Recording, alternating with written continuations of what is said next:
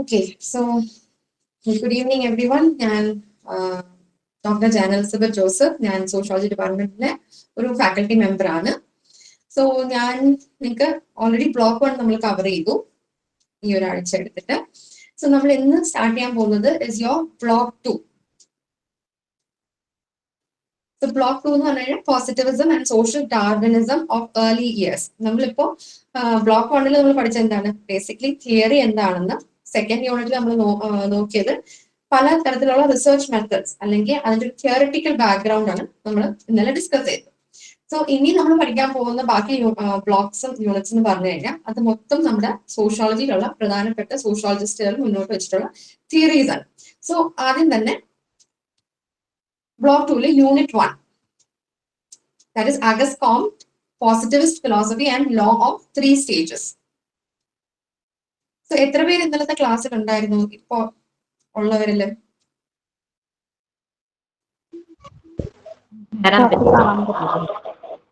കേട്ടില്ല.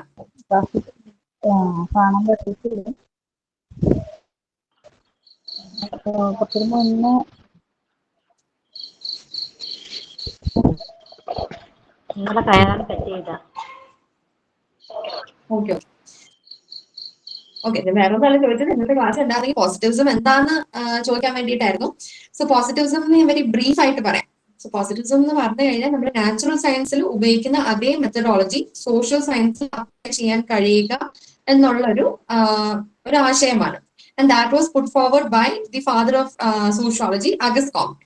So Auguste കോംപ്റ്റിന്റെ positivist philosophy എന്താണെന്നും അദ്ദേഹം മുന്നോട്ട് വെച്ചിട്ടുള്ള പ്രധാനപ്പെട്ട തിയറിയാണ് ലോ ഓഫ് 3 സ്റ്റേജസ്. സോ അതാണ് നമ്മൾ ഇന്ന് ഡിസ്കസ് ചെയ്യുന്നത്. Okay, so let start. So ആദ്യം തന്നെ അഗസ്റ്റ് കോംപ്റ്റിന്റെ ഒരു ബ്രീഫ് ബയോഗ്രഫി നിന്ന് നമുക്ക് തുടങ്ങാം.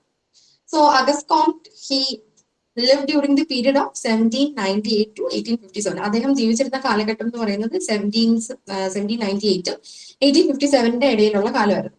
So he is known as the father of sociology. അദ്ദേഹമാണ് സോഷ്യോളജി എന്നുള്ള ഡിസിപ്ലിൻ തന്നെ സൃഷ്ടിച്ചതും അതിന്റെ വക്താവായിട്ടും അറിയപ്പെടുന്നത്. So this is not just an honorary title.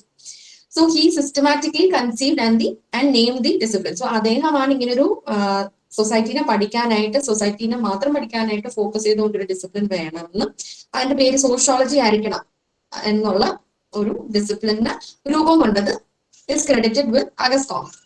So the etymology of sociology. So he created the term by blending 2 different languages, demonstrating his intent to bridge humanistic and scientific thought. So അദ്ദേഹം ഈ ഒരു sociology എന്നുള്ള ആ ഒരു പേരിൽ നിന്ന് തന്നെ ആ പേര് തന്നെ അർത്ഥമാക്കാൻ ഉദ്ദേശിച്ചത് എന്താണ്, 2 തലങ്ങളിലുള്ള ഒരു കൂട്ടിച്ചേർക്കാനാണ് അദ്ദേഹം ഉദ്ദേശിച്ചത്. അതായത് ഒരു ഒരു ഹ്യൂമനിസ്റ്റിക് പെർസ്പെക്റ്റീവും ഒരു സയന്റിഫിക് ഇന്റലക്റ്റിന്റെ ഒരു കോറിലേഷൻ, അതാണ് അദ്ദേഹം സോഷ്യോളജി എന്നുള്ള ആ ടെർമിനോളജിയിൽ നിന്ന് തന്നെ ഉദ്ദേശിച്ചത്. അതായത് സോഷ്യസ്, ലാറ്റിൻ വേർഡ് ആയിട്ടുള്ള സോഷ്യസിൽ നിന്നാണ് സോഷ്യോ വരുന്നത്. So what does that mean? It means companion അല്ലെങ്കിൽ associate or by extension society. So അതിന്റെ ബേസിക് അർത്ഥം എന്ന് പറഞ്ഞു കഴിഞ്ഞാൽ സൊസൈറ്റി അല്ലെങ്കിൽ ആ ഒരു സൊസൈറ്റിയുമായിട്ട് നമ്മൾ ഒരു ലാർജർ കോണ്ടെക്സ്റ്റ് ആലോചിക്കുകയാണെങ്കിൽ എന്താണ്, കമ്പാനിയൻഷിപ്പ്, അസോസിയേറ്റ് ചെയ്യുക.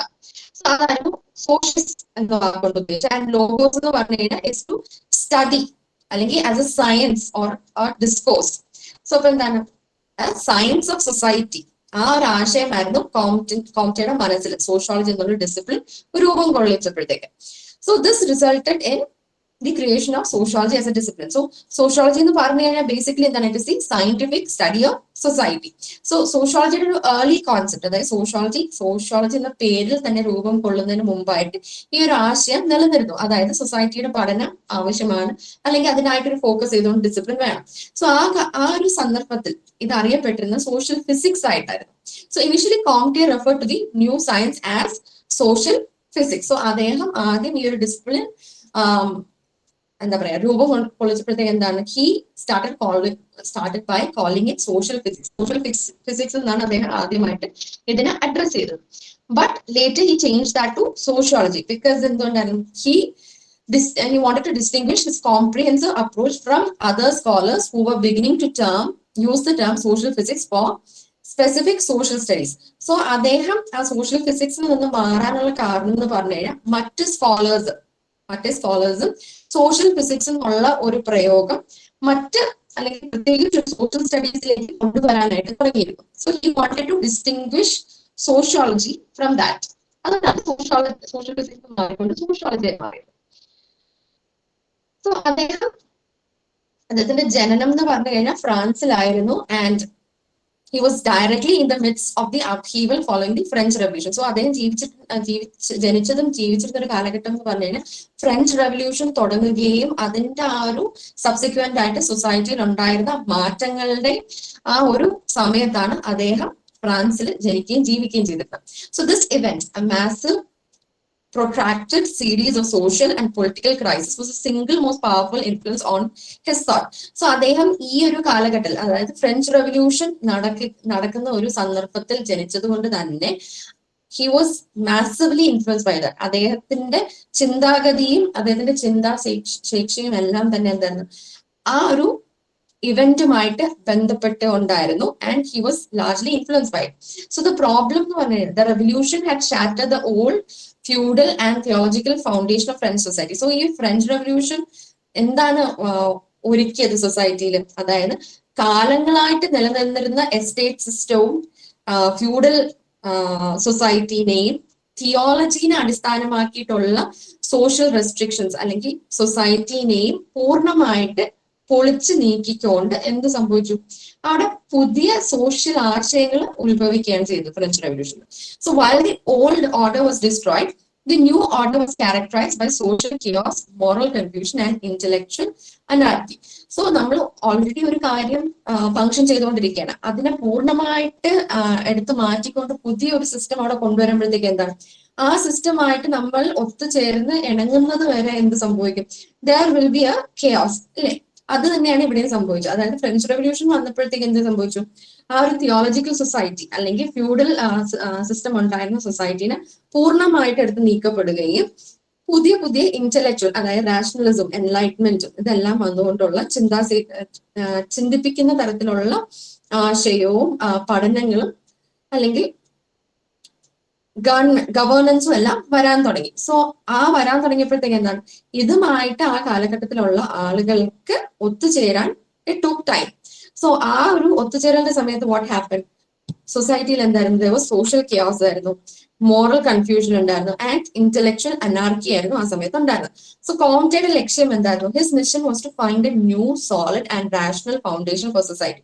സോ അദ്ദേഹം സോഷ്യോളജി എന്നൊരു ഡിസിപ്ലിൻ അല്ലെങ്കിൽ അത് രൂപം കൊള്ളിക്കുന്ന സമയത്ത് അദ്ദേഹത്തിന്റെ ഒരു ലക്ഷ്യം എന്ന് പറഞ്ഞു കഴിഞ്ഞാൽ he wanted to make sense of society. Society ഈ ഒരു കെയോട്ടിക് ട്രാൻസിഷനിൽ കൂടെ പോയിക്കൊണ്ടിരിക്കുമ്പോഴത്തേക്ക് സൊസൈറ്റിയിൽ ഉണ്ടാകുന്ന പ്രശ്നങ്ങൾ, മാറ്റങ്ങൾ ഇതൊക്കെ പഠിക്കാനായിട്ട് ഒരു ഡിസിപ്ലിൻ വേണം എന്നുള്ളതായിരുന്നു അതിന്റെ ലക്ഷ്യം.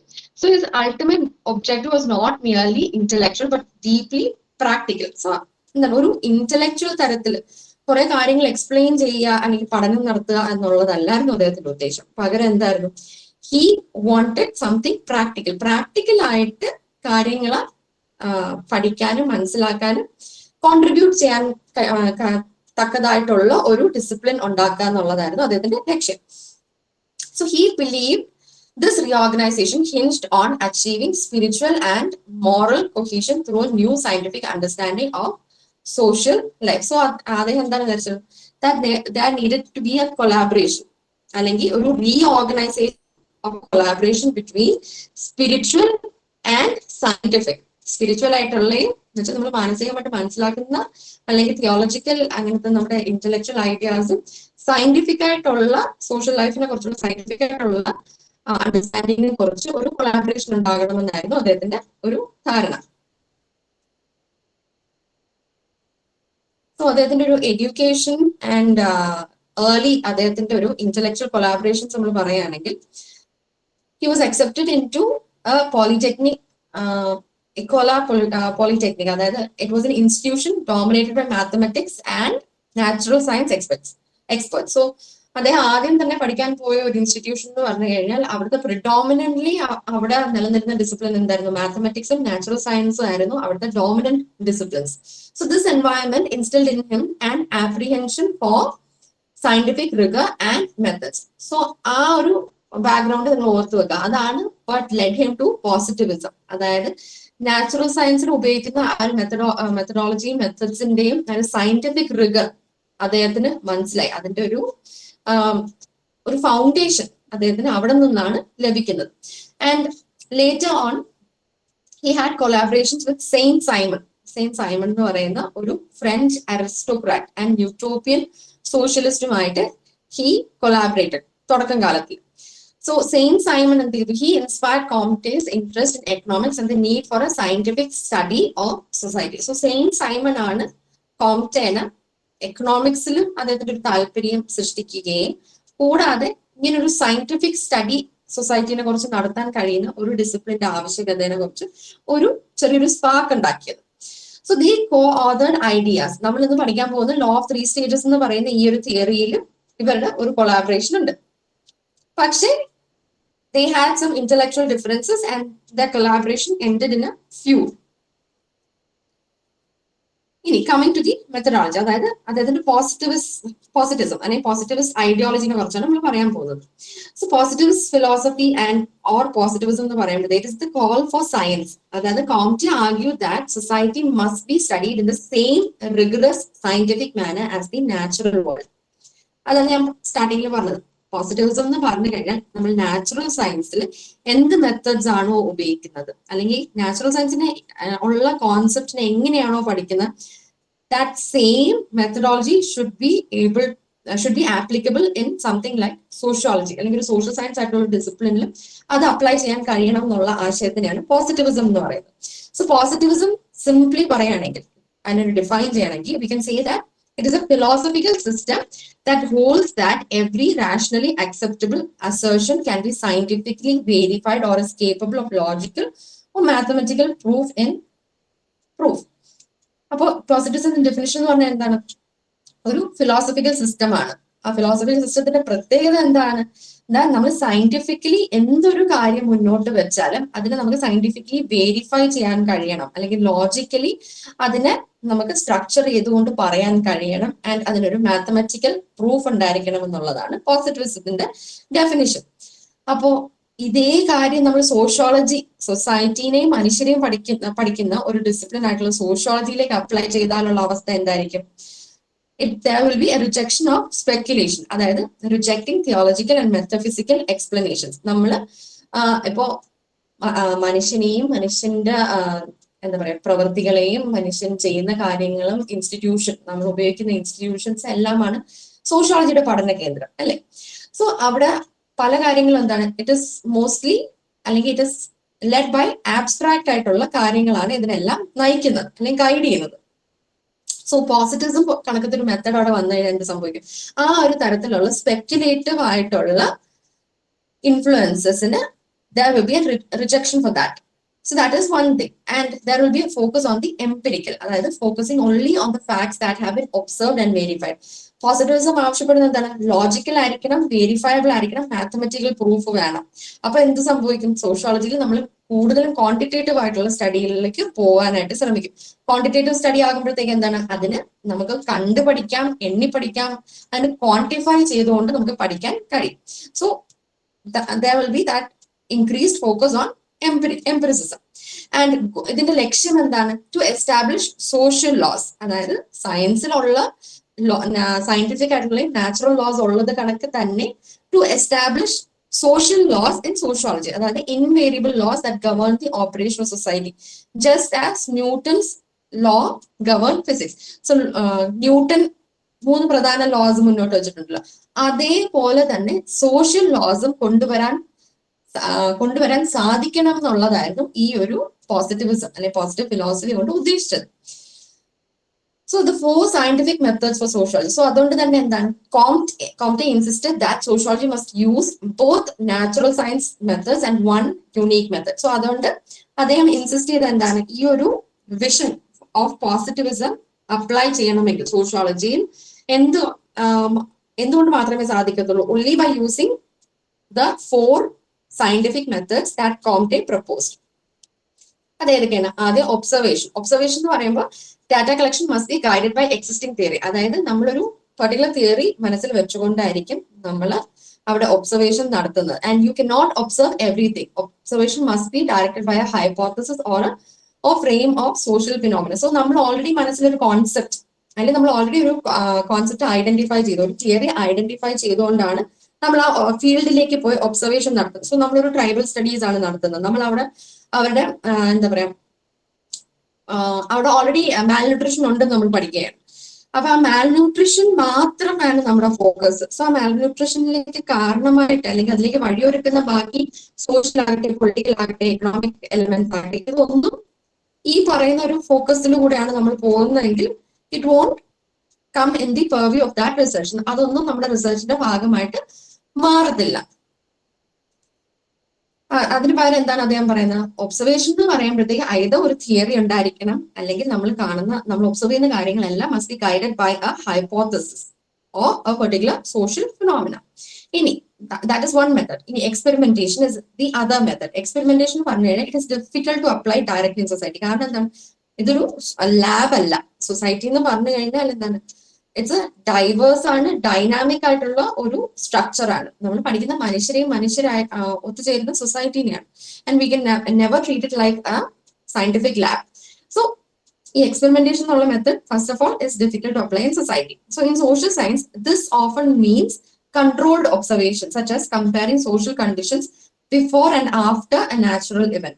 So അതുകൊണ്ട് എന്ത് ചെയ്യുന്നു, നമ്മൾ ഒരു കൺട്രോൾഡ് ആയിട്ടുള്ള എക്സ്പെരിമെന്റിലേക്കാണ് പോകുന്നത്. അതായത് ഒരു സൊസൈറ്റി അല്ലെങ്കിൽ ഒരു പെർട്ടിക്കുലർ ഗ്രൂപ്പിനെ നമ്മൾ ഒരു നമ്മൾ ഐഡന്റിഫൈ ചെയ്യുന്ന ഇവന്റിന് മുമ്പ് എങ്ങനെയായിരുന്നു എന്നും അതിന് ശേഷം ആ ഗ്രൂപ്പിൽ മാറ്റങ്ങൾ എന്തായിരുന്നു എന്നുള്ളത് പഠിക്കാൻ ശ്രമിക്കുന്നു. സോ അതാണ് കൺട്രോൾഡ് ആയിട്ട് ഒബ്സർവേഷൻ നടത്താൻ ശ്രമിക്കുന്നത്. So this is deemed as the social experiment, positivism way.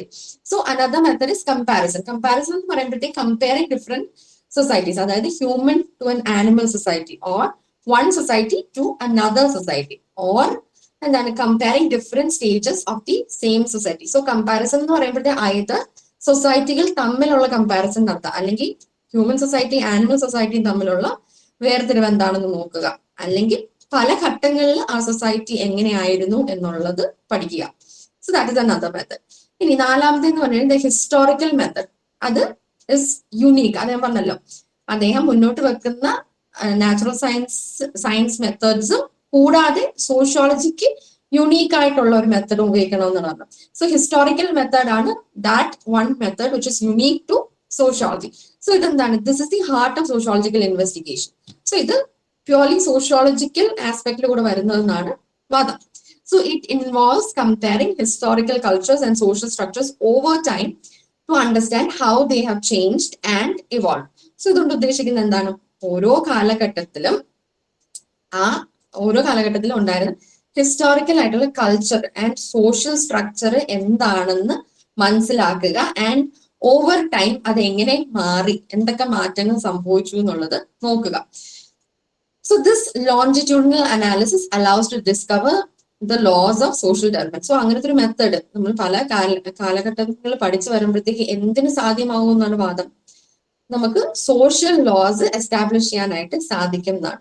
So what is the outcome of positivism? അങ്ങനെയാണെങ്കിൽ by establishing these laws sociologist can understand the present, predict the future, and ultimately facilitate social action beneficial to humans. So ഈ പറയുന്ന പ്രോസസ്സിലൂടെ എല്ലാം കടന്നു പോകുക. അതെ, ഈ natural science മെത്തേഡ്സും sociologically unique ആയിട്ടുള്ള മെത്തഡും കൂടെ ഉപയോഗിച്ചുകൊണ്ട് പഠനങ്ങൾ നടത്തി കഴിഞ്ഞാൽ എന്ത് സംഭവിക്കുമെന്നാണ്, ദാറ്റ് സോഷ്യോളജിസ്റ്റുകൾക്ക് സോഷ്യൽ ലോസ് സൃഷ്ടിക്കാൻ കഴിയും. ആൻഡ് ഈ സോഷ്യൽ ലോസിന് എന്ത് ചെയ്യാൻ കഴിയും എന്നാണ്, പ്രസന്റിനെ ഡിസ്ക്രൈബ് ചെയ്യാനും ഫ്യൂച്ചറിനെ പ്രെഡിക്റ്റ് ചെയ്യാനും ആൻഡ് അൾട്ടിമേറ്റ്ലി മനുഷ്യർക്ക് ഉപയോഗം വരുന്ന രീതിക്ക് ഉള്ള സോഷ്യൽ ആക്ഷൻ അതിന് രൂപം കൊള്ളിക്കാൻ കഴിയുമെന്നാണ് വാദം.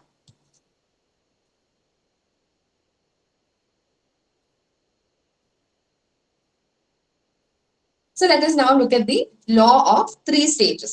അതാണ് അഗസ്റ്റ് കോംപ്റ്റിന്റെ ഒരു theory. So law of 3 stages എന്ന് പറയുമ്പോഴത്തേക്ക് അതിന്റെ ഒരു ബേസിക് എന്താണ്, അതിന്റെ കോർണർസ്റ്റോൺ എന്ന് പറഞ്ഞു കഴിഞ്ഞാൽ the law of 3 stages is Comte's most significant intellectual contribution and his fundamental theory of human progress.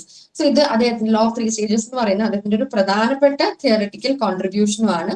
കൂടാതെ അദ്ദേഹം ഈ ഒരു തിയറിയിൽ കൂടെ പറയാൻ ശ്രമിച്ചത് മനുഷ്യരുടെ പ്രോഗ്രസിനെ കുറിച്ചാണ്, ആ ഒരു ഇന്റലക്ച്വൽ evolutionനെ കുറിച്ചാണ് അദ്ദേഹം പറയാൻ ശ്രമിക്കുന്നത്. So it applies to the evolution of human mind, the history of the world and every branch of human knowledge. So അദ്ദേഹം ഈ 3 സ്റ്റേജിൽ കൂടെ പറയാൻ ശ്രമിക്കുന്നത് മനുഷ്യരുടെ മനസ്സിന്റെ എവല്യൂഷൻ എങ്ങനെയായിരുന്നു, ആൻഡ് അതും ഹിസ്റ്ററി ഓഫ് ദി വേൾഡുമായിട്ട് and other branches of human നോളജുമായിട്ട് എന്തായിരുന്നു ബന്ധം എന്നുള്ളതാണ്. So the progress of humanity mirrors the progress of an individual. So അദ്ദേഹം മുന്നോട്ട് വെക്കുന്ന ആശയം എന്ന് പറഞ്ഞു കഴിഞ്ഞാൽ നമ്മളുടെ ഓരോ ഇൻഡിവിജ്വലില് ഉണ്ടാകുന്ന അല്ലെങ്കിൽ ഹ്യൂമാനിറ്റിയിൽ ഉണ്ടാകുന്ന പ്രോഗ്രസ് എവിടെ കാണാൻ പറ്റും, ഓരോ വ്യക്തിയിലും റിഫ്ലക്റ്റഡ് ആയിരിക്കുന്നതാണ്. സോ വി മൂവ്, അദ്ദേഹം ഈ ഒരു ലോ ഓഫ് 3 സ്റ്റേജസിലൂടെ പറയുന്നതെന്ന് പറഞ്ഞു കഴിഞ്ഞാൽ ഒരു ആദ്യത്തെ സ്റ്റേജിൽ, അതായത് ചൈൽഡ്ഹുഡ് കാലഘട്ടത്തിൽ will be A devout believer. അതാണ് തിയോളജിക്കൽ സ്റ്റേജ് എന്ന് പറയുന്നത്. നമ്മൾ ആ തിയോളജിക്കൽ സ്റ്റേജ് പറയുമ്പോഴത്തേക്ക് കൂടുതൽ പറയാം. പക്ഷെ ആ ബേസിക് ആയിട്ട് തിയോളജിക്കൽ സ്റ്റേജ് എന്ന് പറയുമ്പോഴത്തേക്ക് നമ്മൾ എന്താ പറയാ, നമ്മൾ കണ്ണടച്ച് ഒരു ഭക്തി അല്ലെങ്കിൽ അങ്ങനത്തെ ഒരു ഡിവൗട്ട് ആയിട്ടുള്ള അതിതീവ്രമായിട്ടുള്ള വിശ്വാസിയായിരിക്കും. സെക്കൻഡ്, അഡോളസൻസ് ആകുമ്പോഴത്തേക്ക് ഒരു മെറ്റാഫിസിക്കൽ കാലമാണ്. അതായത് ഒരു ആബ്സ്ട്രാക്ട് ആയിട്ട് നമ്മൾ കുറെ ഇന്റലക്ച്വൽ ആയിട്ടുള്ള മാറ്റങ്ങൾ ഉണ്ടാകുന്ന സമയം. സോ ആ സമയത്ത് നമ്മൾ എന്താകും, will be A critical questionnaire ആവും. അതായത് നമ്മളെല്ലാം ചോദ്യം ചെയ്യുന്ന ഒരു പ്രവണതയായിരിക്കും ഉള്ളത്. ആൻഡ് ലേറ്റർ അഡൾട്ട്ഹുഡ് വരുമ്പോഴത്തേക്ക്, അതായത് ലാസ്റ്റ് സ്റ്റേജ് എന്ന് പറയുമ്പോഴത്തേക്ക് നമ്മളൊരു പ്രാഗ്മാറ്റിക് ഒബ്സർവർ ആയിട്ട് മാറും എന്നാണ് പറയുന്നത്.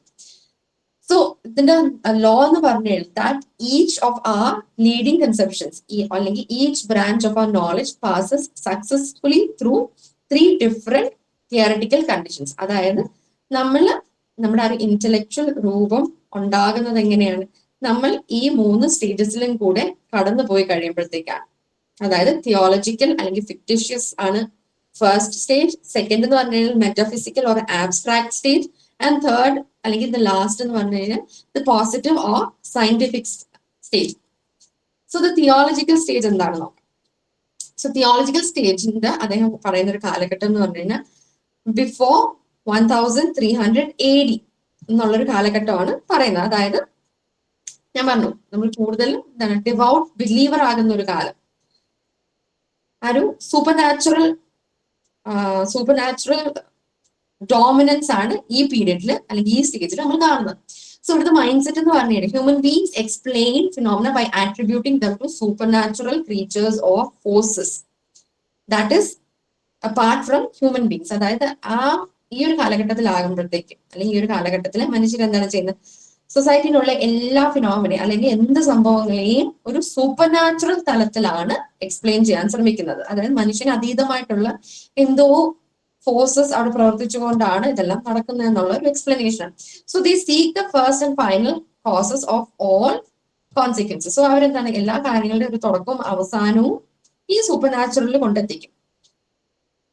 സോ ഇവിടുത്തെ ഒരു സോഷ്യൽ ഓർഡർ എന്ന് പറഞ്ഞു കഴിഞ്ഞാൽ ഇവിടെ ഏറ്റവും ഡോമിനന്റ് ആയിട്ട് നിൽക്കുന്നത് ആ പ്രീസ്റ്റ്, അവർക്കാണ് സ്പിരിച്വൽ അതോറിറ്റി ഉള്ളത്. അത് കഴിഞ്ഞാൽ മിലിറ്ററി മെൻ, അവരെന്ത് ചെയ്യുന്നു, അവര് കയ്യൊപ്പുള്ളവരാണ്. So they have that temporal authority. So it is associated with a society that is focused on conquest. അതായത് നിയന്ത്രിക്കുക എന്നുള്ളതും എങ്ങനെയാണ് നിയന്ത്രണം ഉദ്ദേശിക്കുന്നത്, നമ്മൾ ആ ഒരു ടെറിട്ടറി കീഴ്പ്പെടുത്തുന്ന തരത്തിലുള്ള കോൺക്വസ്റ്റിൽ നയിക്കുന്ന ആണ് ഈ സ്റ്റേജിൽ നമ്മൾ കാണുന്നത്. സോ ഇവിടുത്തെ ഏറ്റവും പ്രധാനപ്പെട്ട സോഷ്യൽ യൂണിറ്റ് എന്ന് പറഞ്ഞു കഴിഞ്ഞാൽ is a family. Family is the most important social unit.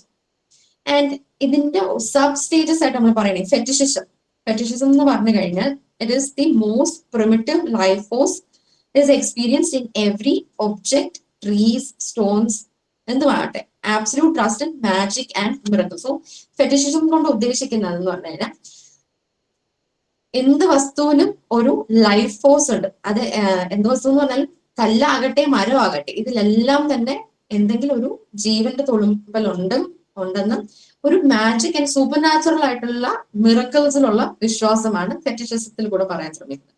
And പോളിതീസിസം എന്ന് പറഞ്ഞു കഴിഞ്ഞാൽ as the mind organizes confusion over numerous fetishism leads to belief in multiple gods, goddesses or representing different aspects of life, fertility, sea, etc. So ഈ fetishism വഴി എന്താണ്, നമ്മൾ എല്ലാ വസ്തുവിനും ഒരു ജീവൻ ഉണ്ടെന്നാണ് പറയുന്നത് അല്ലെ. അതുകൊണ്ട് തന്നെ നമ്മൾ ആ തരത്തിലുള്ള സൂപ്പർ നാച്ചുറൽ അർത്ഥം അതിനെ നൽകിക്കൊണ്ട് നമ്മൾ അതിനെ ആരാധിക്കുന്നു. സോ ആ ആരാധന എന്തിലേക്ക് നയിക്കുന്നു, മൾട്ടിപ്പിൾ ദൈവങ്ങളിലേക്ക്, ദൈവങ്ങളും ദേവിമാരിലേക്ക് നയിക്കുന്നു. So multiple gods and goddesses എന്ത് ചെയ്യുന്നു? They represent different aspects of life. അതായത് ഒരു പർട്ടിക്കുലർ ദൈവം യുദ്ധത്തിനായിട്ട്, അല്ലെങ്കിൽ ഫെർട്ടിലിറ്റിക്കായിട്ട്, അല്ലെങ്കിൽ സൂര്യൻ, മഴ, എല്ലാ വസ്തുക്കൾക്കുമായിട്ട് there will be a designated god അല്ലെങ്കിൽ ഒരു goddess. So that is what polytheism is. ഇനി മോണോതീസിസവും ഇതിന്റെ ഭാഗമാണ്. അതായത് further conceptual consistency leads to the belief in a single and all powerful god. So ഇതിന്റെ ഒരു എന്താ പറയാ, ഒരു കൾമിനേഷൻ, ഈ ഫെറ്റിഷിസം പോളിതീസിസത്തിന്റെ കൾമിനേഷൻ എന്ന് പറയുമ്പോഴത്തേക്ക് it is the belief that there is one single God, ഒരു ഒറ്റ ദൈവത്തിലുള്ള ഒരു വിശ്വാസത്തിലേക്ക് വരുന്നു. So that is the theological stage. ഇനി മെറ്റാഫിസിക്കൽ സ്റ്റേജ് എന്ന് പറഞ്ഞാൽ ഇതിന്റെ കാലഘട്ടം എന്ന് പറഞ്ഞു കഴിഞ്ഞാൽ 1300 AD വരെയാണ് തിയോളജിക്കൽ സ്റ്റേജ് ആയിട്ട് നമ്മൾ പറയുന്നത്. സോ ആ ഒരു കാലഘട്ടത്തിൽ നിന്ന് തന്നെ 1300 AD നിന്ന് 1800 AD വരെ ഉള്ള ഒരു കാലഘട്ടത്തിനെയാണ് മെറ്റാഫിസിക്കൽ സ്റ്റേജിന്റെ കാലമായിട്ട് പറയുന്നത്. സോ ഇതൊരു ഷോർട്ട് ആൻഡ് ട്രാൻസിഷണൽ പീരിയഡ് ആണ്. അതായത് ഒരു മിഡിൽ സ്റ്റേജ് ആണല്ലോ. സോ ഒന്നിൽ നിന്ന് അടുത്തയിലേക്ക് പോകുന്ന ഒരു കാലഘട്ടമാണിത്. സോ ഇവിടുത്തെ ഒരു പ്രത്യേകത എന്ന് പറഞ്ഞാൽ the mind replace concrete gods with abstract entities or forces to explain phenomena. So theological സ്റ്റേജിൽ എന്തായിരുന്നു? സൊസൈറ്റിയിൽ എന്ത് നടന്നാലും അതിനെല്ലാം ഒരു സൂപ്പർ നാച്ചുറൽ, അതായത് ഒരു ദൈവികമായിട്ടുള്ള ഒരു അർത്ഥമാണ് അവിടെ കൊടുക്കാൻ ശ്രമിക്കുന്നത്.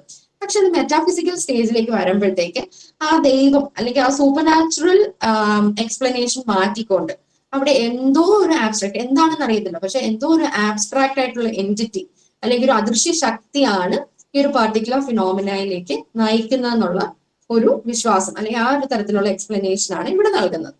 So the questions move from who caused it to what essence or ultimate reality is responsible.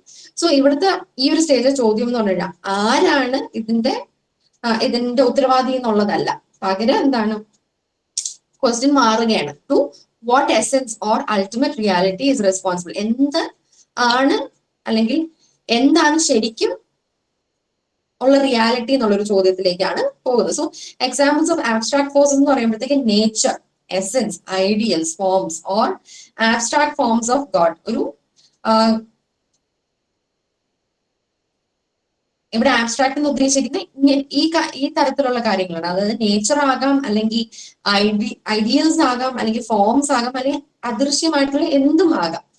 So ഇവിടെ ഗോഡ് എന്ന് പറയുമ്പോഴത്തേക്ക് എന്താണ്? ഗോഡിന് ഇവര് ഈ ഒരു സ്റ്റേജിലുള്ളവരെ കരുതുന്ന എന്തായിട്ടാണ്? As a philosophical first cause, ഒരു കാര്യത്തിന്റെ ഉറവിടമായിട്ടാണ് കാണുന്നത്, പകരം എന്തായിട്ടല്ല, ഒരു ഇന്റർവീൻ ചെയ്യുന്ന ഒരു വ്യക്തിയായിട്ടോ ഒരു ശക്തിയായിട്ടോ അല്ല കാണുന്നത്.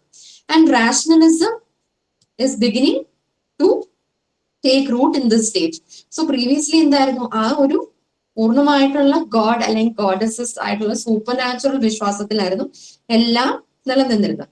പക്ഷെ അതിന് ബദലായിക്കൊണ്ട് എന്ത് സംഭവിക്കുന്നു? റാഷണലിസം ഇവിടെ തുടങ്ങുകയാണ്. ആൻഡ് റാഷണലിസം എന്ന് പറഞ്ഞു കഴിഞ്ഞാൽ എന്താണ്? എന്ത് സംഭവിക്കുന്നു? ഇമാജിനേഷനെ മാറ്റിക്കൊണ്ട് കുറച്ചും കൂടെ ലോജിക്കൽ ചിന്തയിലേക്ക് വരാൻ തുടങ്ങും. So logic starts to seek some natural order which is then attributed to these abstract principles. So logic ഇവിടെ ലോജിക്കൽ ആയിട്ടുള്ള ചിന്തകൾ തുടങ്ങുകയും ആൻഡ് ആ ലോജിക്കൽ ചിന്തയ്ക്ക് എന്ത് ഉറവിടമായിട്ടാണ് പറയുന്നത്? ആബ്സ്ട്രാക്ട് പ്രിൻസിപ്പിൾസ് ആണ് കാരണം എന്നാണ് പറയുന്നത്, അല്ലാതെ ദൈവികമായിട്ടുള്ള കാര്യങ്ങളല്ല. സോ ഇവിടുത്തെ സോഷ്യൽ ഓർഡർ എന്ന് പറഞ്ഞു കഴിഞ്ഞാൽ ചർച്ച്മെൻ എന്ത് സംഭവിക്കുന്നു? അതായത് നേരത്തെ നമ്മൾ പറഞ്ഞു തിയോളജിക്കൽ സ്റ്റേറ്റിൽ ആരായിരുന്നു? പ്രീസ്റ്റ് ആയിരുന്നു ഏറ്റവും സ്പിരിച്വൽ അതോറിറ്റി ഉള്ളവരും ഡോമിനന്റ് ആയിട്ടുള്ളവരും.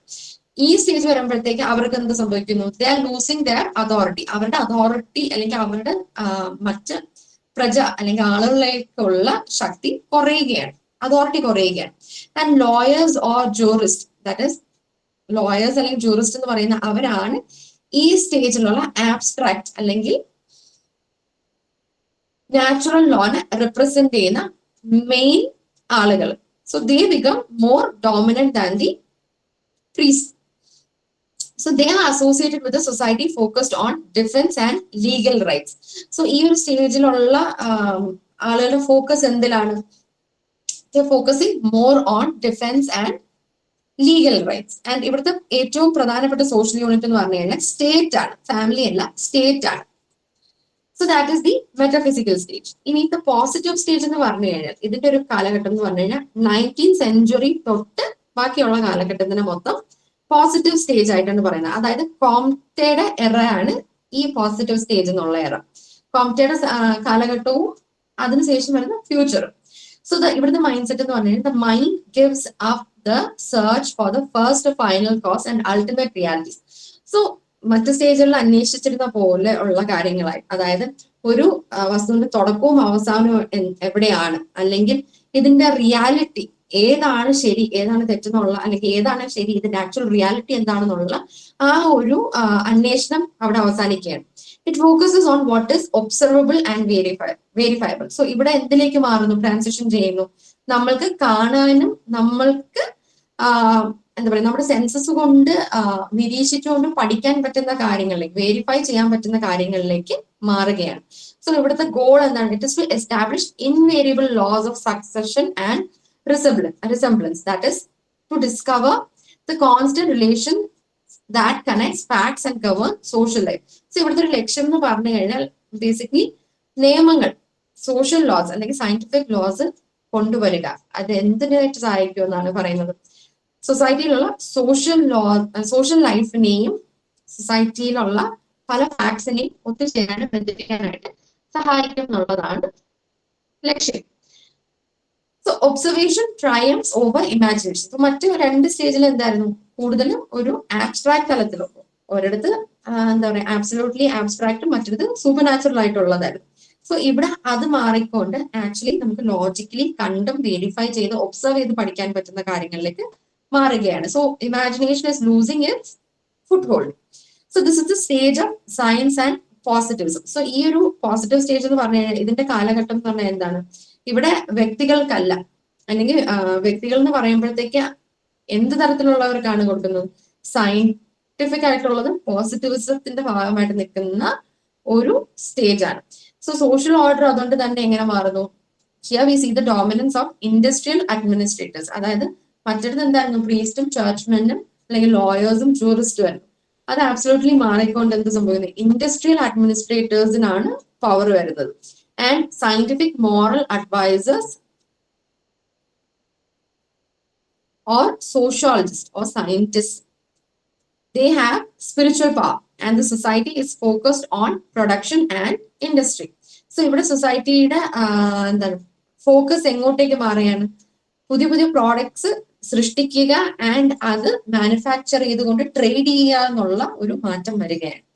ആൻഡ് ഇവിടുത്തെ സോഷ്യൽ യൂണിറ്റ് എന്ന് പറഞ്ഞു കഴിഞ്ഞാൽ ഒരു പർട്ടിക്കുലർ ഗ്രൂപ്പോ അല്ലെങ്കിൽ ഒരു ഇൻസ്റ്റിറ്റ്യൂഷനോ അല്ല, പകരം it is the entire human raise, പൂർണ്ണമായിട്ട് മനുഷ്യനായിട്ടുള്ള സ്പീഷീസിനാണ് അവിടെ ഇമ്പോർട്ടൻസ് നൽകുന്നത്. സോ ഈ മൂന്ന് സ്റ്റേജസിന്റെയും കൂടെ ഒരു കൺക്ലൂഷൻ പറയുകയാണെങ്കിൽ for Comte this progression is inevitable. So Comte പറയുന്നത് അതാണ്, ആദ്യം നമ്മൾ പറഞ്ഞു ആ ചൈൽഡ്ഹുഡ് ആയിരിക്കുമ്പോഴത്തേക്ക് നമ്മൾ ഡിവൗട്ട് ബിലീവർ ആയിരിക്കും, പിന്നീട് നമ്മളൊരു ക്രിട്ടിക്കൽ പാതയിലേക്ക് വരും, ആൻഡ് ലാസ്റ്റ് നമ്മളൊരു പ്രാഗ്മാറ്റിക് ആയിട്ട് മാറും. സോ അതാണ് ഈ ഒരു പ്രോഗ്രഷൻ എല്ലാ വ്യക്തികൾക്കും is inevitable. And social existence progresses in lock step with the successive intellectual shifts. അതായത് the intellectual evolution is the most significant premise of his account of human progress. So അദ്ദേഹം പറയുന്നത് എന്താണ്, ഈ ഒരു സോഷ്യൽ എക്സിസ്റ്റൻസ് അല്ലെങ്കിൽ മനുഷ്യർ ഈ കടന്നു പോകുന്ന ഈ ഒരു ഇന്റലക്ച്വൽ എവല്യൂഷൻ ആണ് അവരുടെ ഹ്യൂമൻ പ്രോഗ്രസ്സിൽ ഏറ്റവും പ്രധാനമായിട്ട് നിൽക്കുന്ന ഒരു കാര്യമായിട്ട് പറയുന്നത്. So that is the law of 3 stages theory by Comte. ഇനി അദ്ദേഹത്തിന്റെ ഹയറാർക്കി ഓഫ് സയൻസസ് ആണ് നമ്മൾ നോക്കേണ്ടത്. So hierarchy of sciences എന്ന് പറയുമ്പോഴത്തേക്ക് following the law of 3 stages, Comte sought to demonstrate that the progress from the theological to the positive stage did not happen randomly but occurred subsequently across all fields of human knowledge. So അദ്ദേഹം ഈ ഒരു hierarchy of science place ചെയ്യാൻ ശ്രമിച്ചത് എങ്ങനെയാണ്, ഈ പറഞ്ഞ അദ്ദേഹം law of 3 സ്റ്റേജസിൽ പറഞ്ഞിട്ടുള്ള കാര്യങ്ങൾ ആ ഒരു ട്രാൻസിഷൻ, അതായത് തിയോളജിക്കൽ സ്റ്റേജിൽ നിന്ന് നമ്മൾ പോസിറ്റീവ് സ്റ്റേജിലേക്ക് വന്നു ചേരുന്നത് റാൻഡംലി ഒരു സുപ്രഭാതത്തിൽ സംഭവിച്ചതല്ല, പകരം എന്തായിരുന്നു, ഹ്യൂമൻ നോളജ് ആയിട്ട് നമ്മൾ കൺസിഡർ ചെയ്യുന്ന എല്ലാ തലങ്ങളിലും ഈ ഒരു ട്രാൻസിഷൻ നടന്നുകൊണ്ടാണ് നമ്മൾ ആസ് ഓഫ് നൗ ഇപ്പൊ നിൽക്കുന്ന സ്റ്റേജിൽ നിൽക്കുന്നതെന്നായിരുന്നു. സോ കോർ ഫൈൻഡിങ് ഇതിന്റെ പറയുകയാണെങ്കിൽ a survey of establish disciplines reveal 2 key facts. So അതേ ഒരു സർവേ നടത്തിയിട്ട് അതിൽ നിന്ന് 2 ആശയങ്ങൾ അല്ലെങ്കിൽ 2 കീ കണ്ടുപിടുത്തങ്ങളാണ് മുന്നോട്ട് വരുന്നത്. അതായത് ഒന്നെന്ന് പറഞ്ഞു കഴിഞ്ഞാൽ human thought in every field moves from a simple level to a complex level. So അവിടെ പറയുന്നത് എന്താണ്? That is each subject passes through the 3 stages. അദ്ദേഹം പറയുന്ന എല്ലാ സബ്ജക്റ്റുകളും ഈ ഒരു 3 സ്റ്റേജിൽ കൂടെ കടന്നു പോകും എന്നാണ് പറയുന്നത്. ആൻഡ് കടന്നു പോകുമ്പോഴത്തെ എന്ത് സംഭവിക്കും? ഒരു സിമ്പിൾ ആയിട്ട് നിൽക്കുന്ന ഒരു ഐഡിയ അല്ലെങ്കിൽ ഒരു കോൺസെപ്റ്റിന് എന്ത് സംഭവിക്കുന്നു? It transitions to a higher and complex level like മാറുന്നു. So the subjects themselves achieve the positive stage in a specific predictable order. So and the subjects themselves achieve the positive stage in a specific and predictable order. So എല്ലാ ഡിസിപ്ലിനുകളും അല്ലെങ്കിൽ എല്ലാ വിഷയങ്ങളും ഈ same മനുഷ്യരുടെ intellect അല്ലെങ്കിൽ human progress കടന്നു പോകുന്ന അതേ സ്റ്റേജിൽ കൂടെ തന്നെ വിഷയങ്ങളും കടന്നു പോകും. ആൻഡ് കടന്നു പോയിട്ട് എന്ത് സംഭവിക്കും? They will also reach the positive stage. ഈ പറഞ്ഞിട്ടുള്ള ഒരു പ്രഡിക്റ്റീവ് മാനറിൽ തന്നെ അവരും എത്തും എന്നാണ് പറയുന്നത്. സോ ദ പർപ്പസ്, ഈ അദ്ദേഹം ഹൈറാർക്കി ഓഫ് സയൻസ് പറഞ്ഞപ്പോഴത്തേക്ക് അതിന്റെ ആവശ്യകത എന്താണെന്നുള്ളതാണ്. So complex sought to establish the structural place of sociology within the entire domain of human knowledge and justify why sociology was the last and therefore the highest science to emerge. So sociology ഒരു പ്രത്യേകത എന്ന് പറഞ്ഞു കഴിഞ്ഞാൽ it is social സയൻസിലെ ഏറ്റവും youngest ആയിട്ടുള്ള ഒരു discipline ആണ്. കൂടാതെ മറ്റ് നാച്ചുറൽ സയൻസിലും ഇറ്റ് ഇസ് റിലേറ്റീവ്ലി ന്യൂ ആയിട്ടുള്ള ഒരു വിഷയമാണ്. അതുകൊണ്ട് തന്നെ ആ ഏറ്റവും പുതിയതായിട്ട് വരികയും പക്ഷെ പ്രിഡോമിനന്റ്ലി ഒരു ഹയറാർക്കി ലഭിക്കുകയും ചെയ്യുന്നത് എന്തുകൊണ്ടെന്നാണ് അദ്ദേഹം പറയാൻ ശ്രമിക്കുന്നത്. സോ നിങ്ങൾ ഫ്ലിപ്പ് ബുക്ക് പലർക്കും ബുക്ക് കിട്ടിയിട്ടില്ല എന്ന് എനിക്കറിയാം. പക്ഷെ PDF അല്ലെങ്കിൽ ഫ്ലിപ്പ് ബുക്ക് നോക്കുന്നവർക്ക് ആ ഒരു ഹയറാർക്കി ഓഫ് സയൻസിന്റെ ഒരു ഇമേജ് കാണാം. സോ ആ ഇമേജിൽ നിങ്ങൾ നോക്കുമ്പോഴത്തേക്ക് കാണുന്നതെന്ന് പറഞ്ഞു കഴിഞ്ഞാൽ താഴെ നിന്നാണ് തുടങ്ങേണ്ടത്. സോ ഏറ്റവും ലാസ്റ്റിലുള്ളത് മാത്തമാറ്റിക്സ് ആണ്. അതിന്റെ മേളിലായിട്ട് astronomy and on top of that physics, chemistry, biology, then comes sociology. So അങ്ങനെയാണ് അദ്ദേഹം ആ ഒരു പിരമിഡിക്കൽ സ്ട്രക്ചറിൽ അദ്ദേഹം അങ്ങനെയാണ് ഹയറാർക്കി ഓഫ് സയൻസിനെ പ്ലേസ് ചെയ്തേക്കുന്നത്. സോ അത് ആ ഒരു സ്ട്രക്ചറിൽ എന്നിട്ട് അദ്ദേഹം പറയുന്നത് ഇൻക്രീസിങ് കോംപ്ലെക്സിറ്റി ആൻഡ് ഡിക്രീസിങ് ജനറാലിറ്റിന് അനുസരിച്ചുകൊണ്ടാണ് അദ്ദേഹം ഈ ഒരു സ്ട്രക്ചർ ഡിറ്റർമിൻ ചെയ്തേക്കുന്നത്. സോ ഇതിന്റെ ഒരു അടിസ്ഥാനം എന്തായിരുന്നു? അത് ഈ ഒരു തരത്തിലുള്ള ക്ലാസിഫിക്കേഷൻ നടത്തേണ്ട അടിസ്ഥാനം എന്താണ്? So complex hierarchical arrangement of the sciences was based on a correlation between 4 key characteristics. So അദ്ദേഹം ഒരു 4 ആശയങ്ങളെ അടിസ്ഥാനമാക്കിക്കൊണ്ടാണ് ഈ ഒരു ഹയറാർക്കിക്കൽ ക്ലാസിഫിക്കേഷൻ നടത്തുന്നത്. അതായത് ഫസ്റ്റ് എന്ന് പറഞ്ഞു കഴിഞ്ഞാൽ the order of the historical emergence and development. So ആദ്യത്തെ ഒരു കാര്യം തന്നെ എന്ന് പറഞ്ഞു കഴിഞ്ഞാൽ ഈ ഡിസിപ്ലിനുകൾ ഏത് കാലഘട്ടത്തിലാണ് രൂപം കൊണ്ടത്. സോ ദി സിംപ്ലസ്റ്റ് സയൻസ് മാത്തമാറ്റിക്സിനെയാണ് അദ്ദേഹം ഏറ്റവും സിംപ്ലസ്റ്റ് സയൻസ് ആയിട്ട് അഡ്രസ് ചെയ്യുന്നത്. So that was the first to successfully develop the core principles and become positive. So അദ്ദേഹം പറയുന്നത് മാത്തമാറ്റിക്സ് ആണ് ആദ്യമായിട്ട് ഈ 3 സ്റ്റേജസിൽ കൂടെ കടന്നു പോവുകയും പോസിറ്റീവ് സ്റ്റേജ് അച്ചീവ് ചെയ്ത ഡിസിപ്ലിൻ എന്നാണ് പറയുന്നത്. സോ അതുകൊണ്ട് തന്നെ അതിന് സിംപ്ലസ്റ്റ് സയൻസ് ആയി പറഞ്ഞുകൊണ്ട് it is placed at the bottom of the hierarchy. And the most complex science ആയിട്ട് പറയുന്നത് ഏതിനാണ്? സോഷ്യോളജിനെയാണ്. സോ അതുകൊണ്ട് തന്നെയാണ്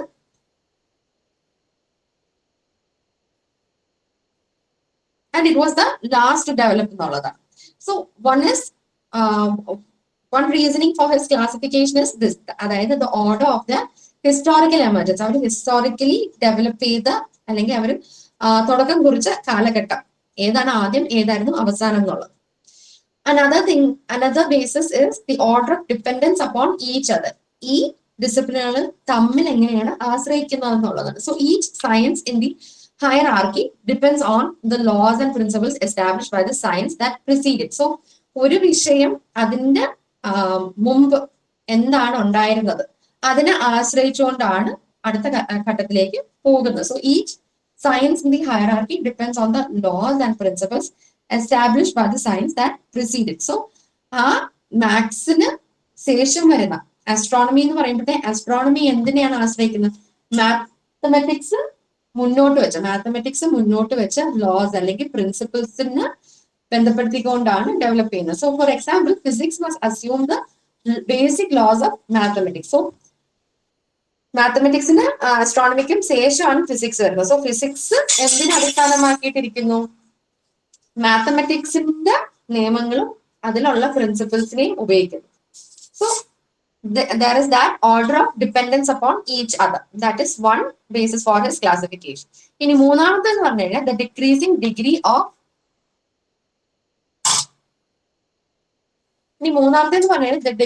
degree of generality and increasing degree of complexity of the subject matter. ഞാൻ പറഞ്ഞു ആ ഇമേജ് നിങ്ങൾക്ക് PDF അല്ലെങ്കിൽ ഫ്ലിപ്പിൽ നോക്കിക്കഴിഞ്ഞാൽ കാണാം. സോ അവിടെ ഇങ്ങനെ ഒരു 2 ആരോ കൊടുത്ത് മേളിലേക്ക് ഈ 2 ഫാക്ടേഴ്സും പറഞ്ഞിട്ടുണ്ട്. അതായത് ഡിക്രീസിങ് ഡിഗ്രി ഓഫ് ജനറാലിറ്റിയും increasing degree of complexity of the subject matter. അതുകൊണ്ട് ഉദ്ദേശിക്കുന്ന general principles like motion or number apply universally across many fields. So ഇപ്പൊ നമ്മള് മോഷൻ, അതായത് നടക്കുന്ന ഇപ്പൊ വെലോസിറ്റിയും ഫ്രിക്ഷനും ഇതെല്ലാം പറഞ്ഞു കഴിഞ്ഞാൽ ഈ ജനറൽ പ്രിൻസിപ്പിൾസ് അല്ലെങ്കിൽ നമ്പേഴ്സ് ഈ കാര്യങ്ങളെല്ലാം എന്താണ്? It is applicable across all the fields. ഈ പറഞ്ഞിട്ടുള്ള എല്ലാ ഡിസിപ്ലിനും ഒരേ കണക്കുള്ള ഒരു ആപ്ലിക്കേഷൻ ഉള്ളത്. സോ അവിടെ എന്താണ്? There is decreasing degree of generality. ഇനി അടുത്ത പറയുകയാണെങ്കിൽ complex phenomena like biological life or social structure are highly specific and involve the combined operation of many simpler loss.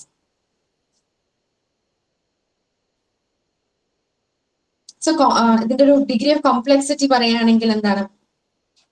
Highly specific ആയിട്ടാണ് പോകുന്നത്, അല്ലെ? അപ്പൊ ഓരോ വിഷയം അല്ലെങ്കിൽ ഓരോ ഡിസിപ്ലിൻ എന്ന് പറയുമ്പോഴത്തേക്ക് അതിന്റെ ഫോക്കസ് ഇസ് ഓൺ പെർട്ടിക്കുലർ ആയിട്ടുള്ള ഓരോ ഏരിയസിലേക്കാണ്. So there is that complexity. ആ ഒരു കോംപ്ലക്സിറ്റി അവിടെ ഇൻക്രീസ് ചെയ്യുന്നതാണ്. ഇപ്പൊ മാത്തമെറ്റിക്സ് എന്ന് പറഞ്ഞു കഴിഞ്ഞാൽ അതിന്റെ ഒരു ഫോക്കസ് ഏരിയ ഓഫ് സ്റ്റഡി ഉണ്ട്. ആസ്ട്രോണമി എന്ന് പറഞ്ഞു കഴിഞ്ഞാൽ ഔട്ടർ സ്പേസും അതുമായിട്ട് റിലേറ്റഡ് ഉള്ള ലോസും ആണ്. ഫിസിക്സ് എന്ന് പറഞ്ഞു കഴിഞ്ഞാൽ ലോസ് ഓഫ് മോഷനും ഗ്രാവിറ്റി ഇങ്ങനത്തെ കാര്യങ്ങൾ പഠിക്കുന്നതാണ്. സോ എല്ലാത്തിനും അതിൻ്റെതായിട്ടുള്ള കോംപ്ലക്സ് ആയിട്ടുള്ള ഫിനോമിനാസ് പഠിക്കുക എന്നുള്ളതും there is that degree of complexity. ഇനി അനദർ ബേസിസ്, അതായത് the fourth basis for his classification is that the increasing degree of modifiability of the facts which they study. So എത്രത്തോളം നമ്മൾ പഠിക്കുന്ന കാര്യങ്ങൾ ഒന്ന് മോഡിഫൈ ചെയ്യാൻ കഴിയും എന്നുള്ള ഒരു കപ്പാസിറ്റിനെ കുറിച്ചാണ് പറയുന്നത്. So facts studied by simpler science, example പറയുന്നത് ലോസ് ഓഫ് ഗ്രാവിറ്റി അല്ലെങ്കിൽ chemical elements are largely fixed and immutable. So ഈ പറഞ്ഞ ലോസ് ഓഫ് ഗ്രാവിറ്റി എന്ന് പറഞ്ഞു കഴിഞ്ഞാൽ എന്താണ്? അത് ഓരോ പഠനത്തിനനുസരിച്ച് അല്ലെങ്കിൽ ഓരോ കാലത്തിനനുസരിച്ച് മാറുന്നില്ല.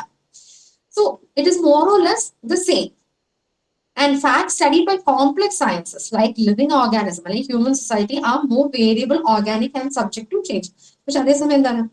ബയോളജി, മനുഷ്യരെ പഠിക്കുന്ന വിഷയങ്ങളായിട്ടുള്ള ബയോളജി അല്ലെങ്കിൽ സോഷ്യോളജി പോലത്തുള്ള സബ്ജക്ട്സിന്റെ പ്രത്യേകത എന്താണ്? ഇത് കുറച്ചും കൂടെ ഡൈനാമിക് ആണ്, അല്ലെ? ഒരു കാലവും സമയത്തിനനുസരിച്ച് there is the possibility of change, modifiability സാധ്യമാണ്. And Comte classified the sciences in a linear sequence, moving from the simplest and most general to the most complex and specific. So, ഏറ്റവും complex ആയിട്ട് അദ്ദേഹം പറയുന്നത് ഏതിനെയാണ്? സോഷ്യോളജിനെയാണ് അദ്ദേഹം പറയുന്നത്. So mathematics എന്ന് പറയുമ്പോഴത്തേക്ക് അദ്ദേഹം ഏറ്റവും താഴത്തെ ഹൈറാർക്കി കൊടുത്തപ്പോഴത്തേക്ക് ഉദ്ദേശിച്ചതാണ് അത് സിമ്പിൾ ആണെന്നും it is most general and least complex and first to emerge ആയതുകൊണ്ടാണ്. സോ നമ്മൾ പറഞ്ഞ ഈ 4 ഘടകങ്ങൾ അദ്ദേഹം ക്ലാസിഫിക്കേഷൻ നടത്താൻ ഉപയോഗിച്ച 4 ഘടകങ്ങളെ അടിസ്ഥാനമാക്കിക്കൊണ്ട് പറയുകയാണെങ്കിൽ ഇത് സിമ്പിൾ ആയതുകൊണ്ടും ഏറ്റവും ജനറൽ ആയതുകൊണ്ടും least complex and first to emerge ആയതുകൊണ്ടുമാണ് he place mathematics at the bottom. And ഇതിന്റെ ഒരു എക്സ്പ്ലനേഷൻ എന്ന് പറഞ്ഞു കഴിഞ്ഞാൽ it deals with abstract concepts of number and space. Its laws underpin all other sciences. So mathematics എന്ത് ചെയ്യുന്നു? Abstract ആയിട്ടുള്ള concepts, അതായത് നമ്പേഴ്സും സ്പേസിനെ കുറിച്ചുള്ള പഠനമാണ് മാത്തമെറ്റിക്സിൽ വരുന്നത്. സോ അതിന്റെ ഫോക്കസ് അതിലാകുകയും ആൻഡ് ഇതിൽ നിന്ന് മറ്റ് സയൻസസ് അദ്ദേഹം ഹൈറാർക്കിയില് ഇതൊക്കെ മേളില് പ്ലേസ് ചെയ്ത കാര്യങ്ങള് എന്താണ് they can utilize ഇതിന്റെ theories. That is one reasoning. ഇനി അസ്ട്രോണമി എന്ന് പറഞ്ഞു കഴിഞ്ഞാൽ എന്താണ്? അസ്ട്രോണമി എന്ത് ചെയ്യുന്നു? അസ്ട്രോണമിക്ക് ശേഷം ഏതാണ്? മാത്തമെറ്റിക്സ് ആയതുകൊണ്ട് തന്നെ there is that dependency on mathematics, and astronomy എന്ത് ചെയ്യുന്നു? മാത്സ് എസ്റ്റാബ്ലിഷ് ചെയ്ത ലോസിനെ അസ്ട്രോണമിയിലേക്ക് കൊണ്ടുവരുന്നു. So it applies mathematical laws to study celestial bodies. So ഇതും എന്താണ്? It studies the least complex and most remote forms of matter in motion. So ഇതിന്റെയും ഒരു focus, അസ്ട്രോണമിയുടെ focus of study എന്ന് പറഞ്ഞു കഴിഞ്ഞാൽ എന്താണ്? ഇത് ലീസ്റ്റ് കോംപ്ലക്സ് ആയിട്ടാണ് പറയുന്നത്. കാരണം എന്തുകൊണ്ടാണ്? കാരണം അത് മോഷൻ അല്ലെങ്കിൽ ഔട്ടർ സ്പേസിലുള്ള ഒരു പർട്ടിക്കുലർ ഏരിയയിലേക്ക് മാത്രം ചുരുങ്ങുന്നു. And physics same, it is depending on both maths and astronomy. And ഇവിടെ എന്താണ്? It studies general laws of matter and energy, which is the subject matter of physics. And it deals with terrestrial phenomena like weight, heat and light. അതിന്റെ ഒരു പഠന മേഖല എന്ന് പറഞ്ഞാൽ അതാണ്. ഇനി കെമിസ്ട്രിയും same, it depends on all three of these, മാത്തമാറ്റിക്സും astronomy ഫിസിക്സിനെയും ഡിപ്പെൻഡ് ചെയ്യുന്നു. ആൻഡ് ഇവിടെ എന്താണ്? It studies the composition and reaction of matter. So അവിടെ ശ്രദ്ധിച്ചു കഴിഞ്ഞാൽ അറിയാം ഇല്ലേ, മാത്സ് ഒരു മാത്തമെറ്റിക്കൽ ലോസ് ഉണ്ട്, ആസ്ട്രോണമി അതേ മാത്തമെറ്റിക്കൽ ലോസിനെ ഉപയോഗിക്കുന്നു. ഫിസിക്സ് വരുമ്പോഴത്തേക്കോ ഫിസിക്സ് ആസ്ട്രോണമിയും മാത്തമെറ്റിക്കൽ ലോസിന് രണ്ടിനെയും ഉപയോഗിക്കുന്നു. കെമിസ്ട്രി എന്ന് പറയുമ്പോഴത്തേക്ക് ഈ മൂന്ന് പഠന മേഖലയുടെ പഠന ഡിസിപ്ലിനുകളുടെ മേഖല കെമിസ്ട്രിയുടെ ഭാഗമായിട്ട് മാറുന്നു. സെയിം ബയോളജി വരുമ്പോഴത്തേക്ക് എന്താണ് വ്യത്യാസം വരുന്നത്? there is that dependency on chemistry. പക്ഷെ അവിടെ പഠിക്കുന്ന ഏരിയ അല്ലെങ്കിൽ ഫോക്കസ് മാറുന്നു, ലിവിങ് ഓർഗാനിസം ആയിട്ട് മാറുന്നു. സോ ഇവിടെ എന്താ ബയോളജി വരുമ്പോഴത്തേക്ക് എന്താണ്? It introduce the factor of life and highly complex facts but still more fixed than social facts. So അവിടുത്തെ ഒരു വ്യത്യാസം എന്ന് പറഞ്ഞു കഴിഞ്ഞാൽ എന്താണ്? മനുഷ്യന്റെ ഒരു എൻവയോൺമെന്റ് അവിടെ വരികയാണ്. സോ അതുകൊണ്ട് തന്നെ എന്താണ് സ്റ്റഡിങ് അബൌട്ട് ലൈഫിനെ കുറിച്ച് പഠിക്കുമ്പോഴത്തേക്ക് എന്ത് സംഭവിക്കുന്നു? ഹൈലി കോംപ്ലക്സ് ഫാക്ട്സ് ഇതിന്റെ ഭാഗമായിട്ട് മാറുന്നു. പക്ഷെ എന്താണ്? Still those facts are more stable. അതായത് സയൻസിലുള്ള ലോസ് കണക്ക് fixed when compared to the social laws. ഇനി സോഷ്യോളജി ആണ് the discipline that is placed at the top. So അതിന്റെ കാരണം എന്താണ്? Because it was the last to emerge. ഒന്ന് ഏറ്റവും അവസാനമായിട്ടുണ്ടായ ഡിസിപ്ലിൻ അതാണ്. ആൻഡ് മോസ്റ്റ് കോംപ്ലക്സ് ആയിട്ട് കോംതെ പറയുന്നത് സോഷ്യോളജിനെയാണ്. So it is least general but still എന്താണ്? It is most dependent. അതായത് സോഷ്യോളജി ഈ പറഞ്ഞിട്ടുള്ള ബാക്കി 5 ഡിസിപ്ലിനുകളിൽ ഡിപ്പെൻഡ് ചെയ്തുകൊണ്ടാണ് പ്രവർത്തിക്കുന്നതെന്നാണ് അദ്ദേഹം മുന്നോട്ട് വെച്ചത്. So studies the culminative effects of human mental activity, society and history. So ഈ പറഞ്ഞിട്ടുള്ള എല്ലാ ഡിസിപ്ലിന്റെയും പഠന കേന്ദ്രങ്ങൾ സോഷ്യോളജിയുടെ ഭാഗമായിട്ട് വരുന്നത് കൊണ്ടാണ് he placed sociology at the top. So അദ്ദേഹം എന്താണ് സോഷ്യോളജിന് അങ്ങനെ ഒരു ഹയറാർക്കിയുടെ ഏറ്റവും top കൊടുത്തപ്പോഴത്തേക്ക് he was considering it as the crowning edifice ആയിട്ടാണ് അതിനെ കണ്ടത്. അതായത് ഫൈനൽ സയൻസ് ആയിട്ടാണ് സോഷ്യോളജി മുന്നോട്ട് വെച്ചത്. So sociology's position at the top signifies that it was the last field of human knowledge to become truly positive. So sociology അവിടെ ഉണ്ടാകുന്നത് വഴി എന്ത് സംഭവിച്ചു? that പോസിറ്റീവ് സ്റ്റേജിലേക്ക് നമ്മൾ എത്തിച്ചേർന്ന് കഴിഞ്ഞു. ദാറ്റ് ഇറ്റ് ഇസ് അച്ചീവ്ഡ് എന്നുള്ള ഒരു ആശയമാണ് പറയുന്നത്. സോ ദ ക്രൗൺ എന്ന് ഉദ്ദേശിക്കുന്നത് എന്താണ്? Comte referred to sociology as the crowning edifice because it represents the culmination of all prior intellectual development. കാരണം എന്താണ് ക്രൗണിങ് എഡിഫിസ് ആയിട്ട് സോഷ്യോളജിനെ പറയുന്നത് അദ്ദേഹം?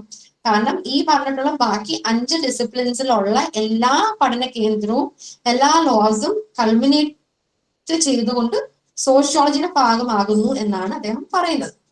സോ ഡിപ്പെൻഡൻസ് ആൻഡ് കോംപ്ലക്സിറ്റി പറയുകയാണെങ്കിലോ it is the most dependent science. അതായത് എല്ലാം ഇതിന്റെ ഭാഗമാകുന്നു എന്ന് പറഞ്ഞു. അപ്പൊ ഇതിന് സ്റ്റാൻഡ് അലോൺ ആയിട്ട് നിൽക്കാൻ കഴിയുമോ? ഇല്ല. കാര്യം എന്താണ്? It is dependent on all the other 5 sciences. So അതുകൊണ്ട് തന്നെ it is the most dependent science and require the established laws of biology, chemistry, physics, astronomy and mathematics to fully explain its phenomena. So sociology ആയിട്ട് ബന്ധപ്പെട്ട് നിൽക്കുന്ന എന്ത് ഫിനോമിനെ പറയണമെങ്കിലും it needs the backing of these disciplines എന്നാണ് പറയുന്നത്. So it is the most complex science because its subject matter. Sociology subject matter എന്താണ്? Human social behavior അല്ലെങ്കിൽ institutions and development. അത് ഏറ്റവും മോസ്റ്റ് ഇൻട്രിക്കേറ്റ് ആൻഡ് മോഡിഫയബിൾ ആണെന്നാണ് പറയുന്നത്. So അത് ഇതും കാരണമാണ് സോഷ്യോളജിയിൽ ആദ്യമായിട്ട് സോഷ്യൽ ഫിസിക്സ് എന്ന് പറയാൻ തുടങ്ങിയത്. കാരണം എന്താണ്, അതിനൊരു സയന്റിഫിക് രൂപമായിരുന്നു ഉണ്ടായിരുന്നത്. കാരണം എന്താണ്, ഇതിന്റെ പ്രീവിയസ്ലി ഹയറാർക്കിയിൽ പ്ലേസ് ചെയ്തേക്കുന്ന എല്ലാം എന്താണ്, all are natural science disciplines അല്ലെ, ഒന്നും സോഷ്യൽ സയൻസ് ആയിട്ടുള്ള ഡിസിപ്ലിൻസ് അല്ല. സോ ഈ ഒരു ഹയറാർക്കിക്കൽ പ്ലേസ്മെന്റ് കാരണമാണ് it was initially called social physics.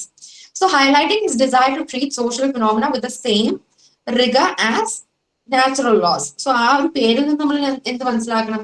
It was Comte's attempt to establish sociology as a natural science. So he changed the name to sociology to distinguish his comprehensive unified approach. So sociology പിന്നെ sociology ആയിട്ട് മാറ്റി എന്തുകൊണ്ടാണ്? ആ distinction നടത്താൻ വേണ്ടിയിട്ടാണ്.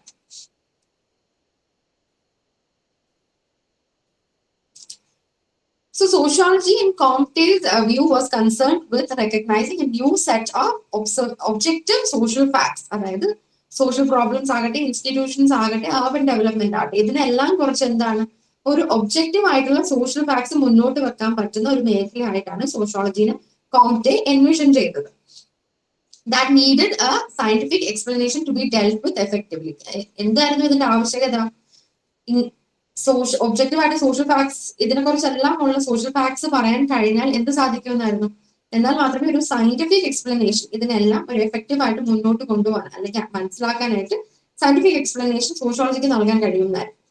So Comte ഇതിന് സോഷ്യോളജിന്റെ ഏറ്റവും ടോപ്പിൽ ഹയറാർക്കിയിൽ ഏറ്റവും ഹയസ്റ്റ് റാങ്ക് കൊടുത്തപ്പോഴത്തേക്ക് it was not a claim to superiority. അതായത് ഇത് ഈ ഡിസിപ്ലിൻ മറ്റ് ഡിസിപ്ലിനെ കാട്ടിയും മെച്ചപ്പെട്ടതോ അല്ലെങ്കിൽ സുപ്പീരിയർ ആണെന്നുള്ളൊരു ഐഡിയ അല്ല. പക്ഷെ എന്താണ്, it was nearly A factual statement about it's necessary complexity, dependency and chronological position in the evolutionary March of human intellect. So അദ്ദേഹം ആ ഒരു ഹയർ റാങ്കിങ് കൊടുത്തപ്പോഴത്തേക്ക് അവിടെ സുപ്പീരിയോറിറ്റി അല്ല ഉദ്ദേശിച്ചത്. പകരം എന്താണ് ഉദ്ദേശിച്ചത്, ഇതിന്റെ ഹ്യൂമൻ ഇന്റലക്റ്റിലുള്ള ഇതിന്റെ ആ ഒരു എവല്യൂഷണറി റാങ്കിങ് ആണ് അദ്ദേഹം പറയുന്നത്. അതായത് ഇത് കൂടുതൽ കോംപ്ലക്സ് ആണെന്നും it is dependent on all the previously existing sciences and അതിന്റെ ക്രോണോളജിക്കലി ഇത് ഏറ്റവും ലാസ്റ്റ് ഡെവലപ്പ് ചെയ്തത് കൊണ്ടും ആണ് ഏറ്റവും ഹയർ റാങ്കിങ് അല്ലെങ്കിൽ ഹയറാർക്കിയിൽ പ്ലേസ് ചെയ്തേക്കുന്നതെന്നാണ് അദ്ദേഹം പറഞ്ഞത്. സോ അതാണ് ഹയറാർക്കി ഓഫ് സയൻസസ് എന്ന് പറയുന്നത്. ഇനി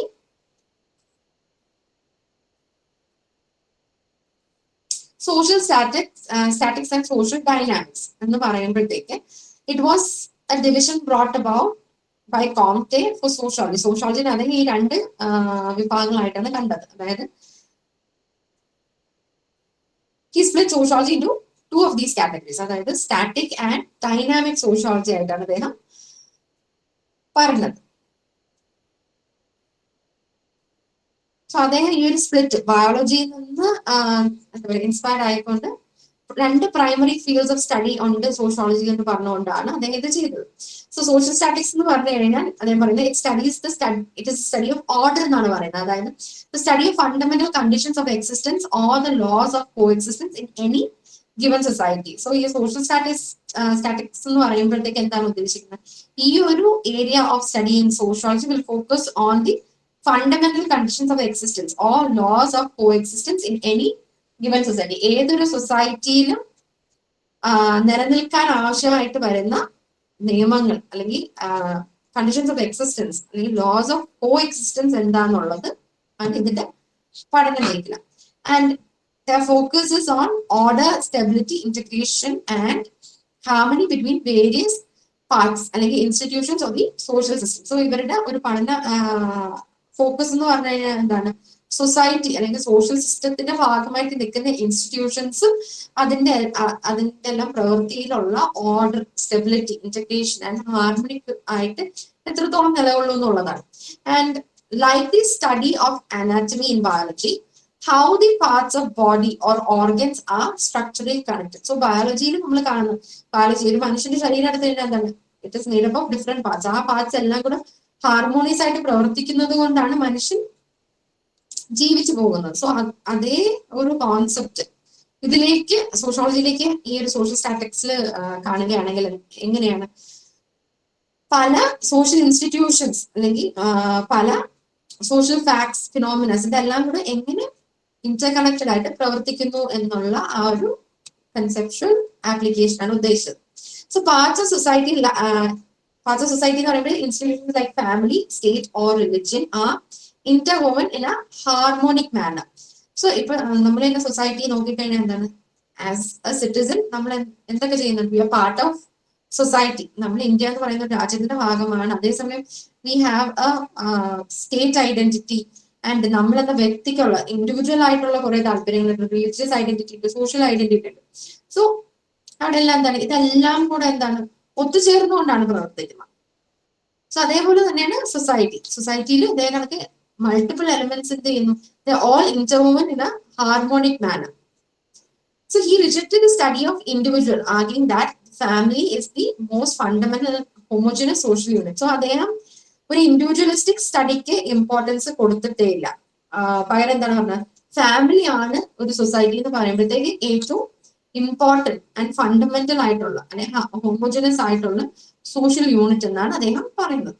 so to grasp the nature of social equilibrium and integration is why he propose this social statistics. So social statistics കൊണ്ട് ഉദ്ദേശിച്ചത് എന്താണ്, സൊസൈറ്റിയിലുള്ള സോഷ്യൽ ഇക്വിലിബ്രിയം ആൻഡ് ഇന്റഗ്രേഷൻ ഇതിന്റെ നേച്ചർ എന്താണെന്നുള്ള ഒരു പഠനം നടത്താൻ വേണ്ടിയിട്ട്. ഇനി social dynamics is the dynamic sociology is the other classification of sociology. So ഇത് ലക്ഷ്യമാക്കുന്നത് എന്താണ്, സ്റ്റഡി ഓഫ് പ്രോഗ്രസ്.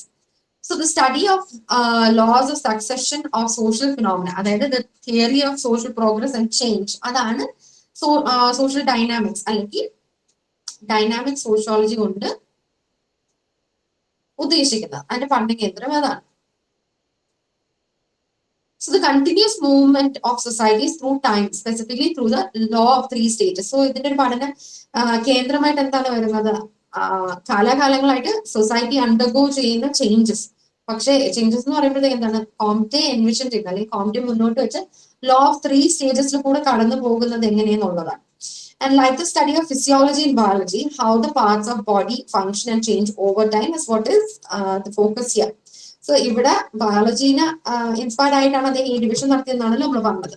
സോ അതേ ആ ബയോളജിയിൽ നിന്ന് ഇൻസ്പിറേഷൻ എടുത്തുകൊണ്ട് തന്നെ എങ്ങനെ പല ബോഡി പാർട്സ് കാലാകാലങ്ങളായിട്ട് എങ്ങനെ മാറുന്നു, ആ change over time, what does that does to physiology, അത് എങ്ങനെയാണ് ഫിസിയോളജിനെ അഫക്ട് ചെയ്യുന്നതെന്നുള്ളത് കണക്ക് തന്നെയുള്ള ഒരു ഐഡിയ ആണ് അദ്ദേഹം സൊസൈറ്റിയിൽ അപ്ലൈ ചെയ്തത്. So Comte believe that the primary driving social dynamics is the expansion of human mental capacity. അതായത് മനുഷ്യനെ ഈ ഒരു മുന്നോട്ട് തള്ളുന്ന അല്ലെങ്കിൽ മുന്നോട്ട് നയിക്കുന്ന ഒരു ശക്തി എന്തായിട്ടാണ് അദ്ദേഹം പറയുന്നത്, that expansion of human mental capacity, നമ്മുടെ ഇന്റലക്ച്വൽ ഗ്രോത്ത് അല്ലെങ്കിൽ പ്രോഗ്രസ് ആണ് നമ്മൾ ഈ ഒരു നയിക്കുന്നത് എന്നുള്ളതാണ്. And population growth which leads to greater division of labour. അതായത് കൂടുതൽ മനുഷ്യരുണ്ടാകുന്നത് എന്ത് സംഭവിക്കുന്നു, സ്പെഷ്യലൈസേഷൻ ഓഫ് ലേബർ വരുന്നു. So that leads to greater division of labour.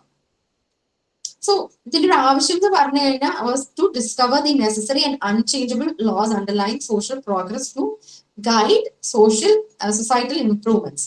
So ഇതിന്റെ ഒരു ആവശ്യം എന്ന് പറഞ്ഞാൽ എന്താണ്, that society needed some unchangeable laws, എന്തെങ്കിലും മാറ്റം വരാത്ത നിയമങ്ങൾ വേണം. അതായത് സോഷ്യൽ പ്രോഗ്രസിന്റെയും സോഷ്യൽ ഇംപ്രൂവ്മെന്റ്സിനെയും ഡിസ്റ്റിങ്വിഷ് ചെയ്യാൻ അല്ലെങ്കിൽ അതിന് ഒരു ഫ്രെയിംവർക്ക് ആയിട്ട് നിലകൊള്ളാനായിട്ട്. So social dynamics must be studied related to the principles of social statics of progress in order to maintain progress എന്നുള്ളതായിരുന്നു അദ്ദേഹത്തിന്റെ ഈ ഒരു ആവശ്യം. സോ അതാണ് ഡിവിഷൻ ഓഫ് സോഷ്യോളജി കോംറ്റെ പറഞ്ഞത്.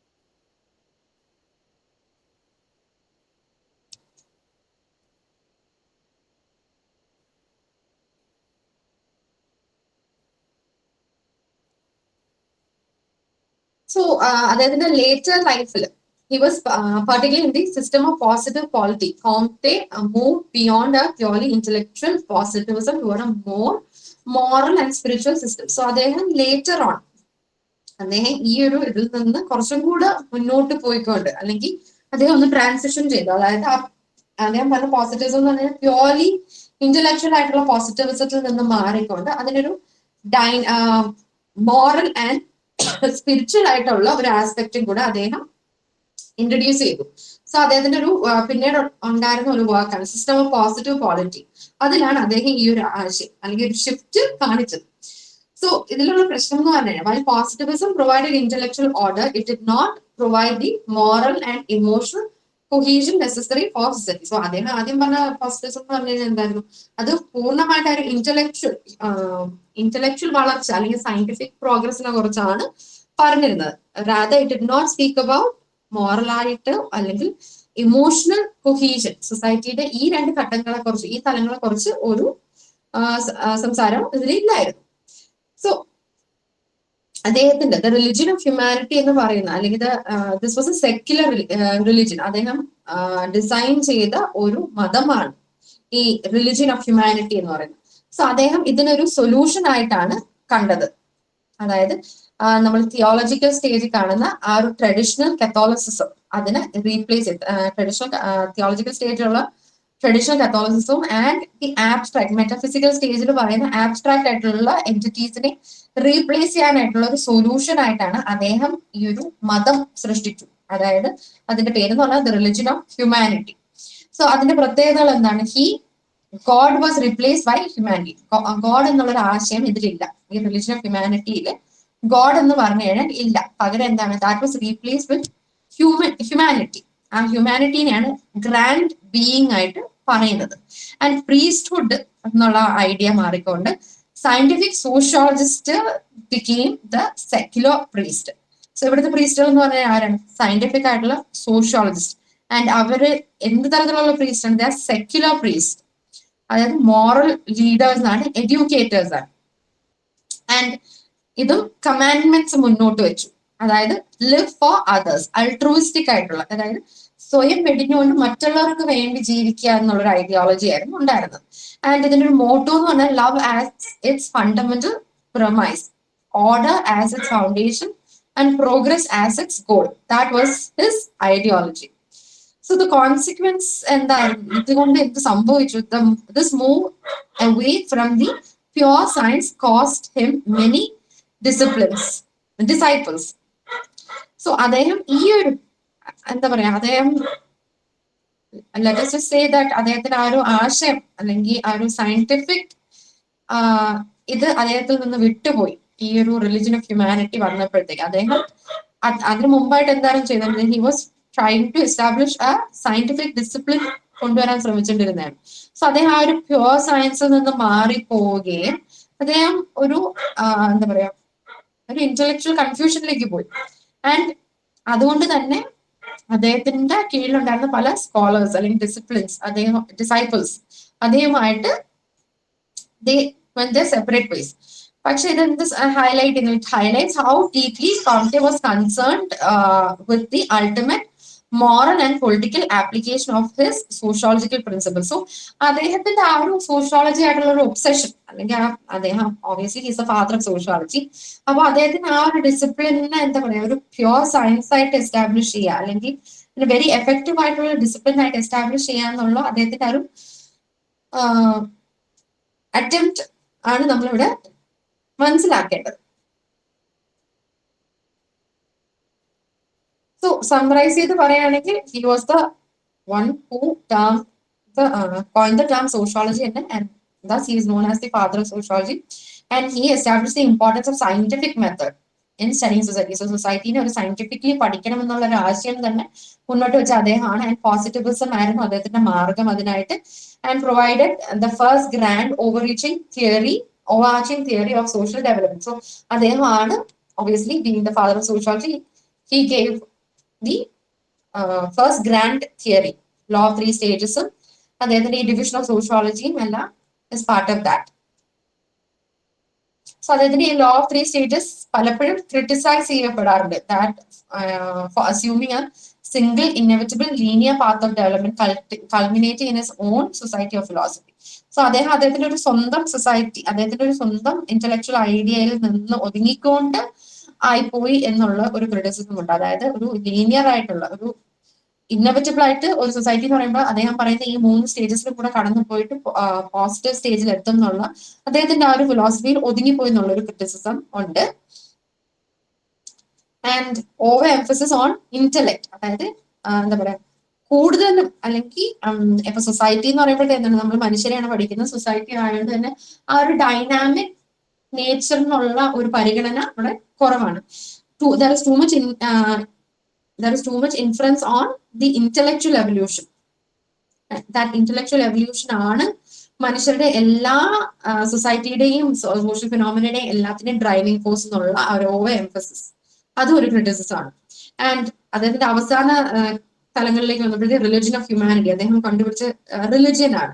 So that also what happen, his philosophical shift is often dismissed as a non-scientific curiosity. So ആ ഒരു റിലിജിയൻ ഹ്യൂമാനിറ്റി അദ്ദേഹം സൃഷ്ടിക്കുകയും ചെയ്തപ്പോഴത്തേക്ക് എന്ത് സംഭവിച്ചു, അദ്ദേഹത്തിന്റെ ആ ഒരു ടോട്ടലി സയന്റിഫിക് ആയിട്ടുള്ള ഒരു പാത അത് നഷ്ടപ്പെട്ടു പോയതാണ് കാര്യം. So these are all the criticisms against Comte and his contributions. So അതാണ് നിങ്ങളുടെ യൂണിറ്റ് 1.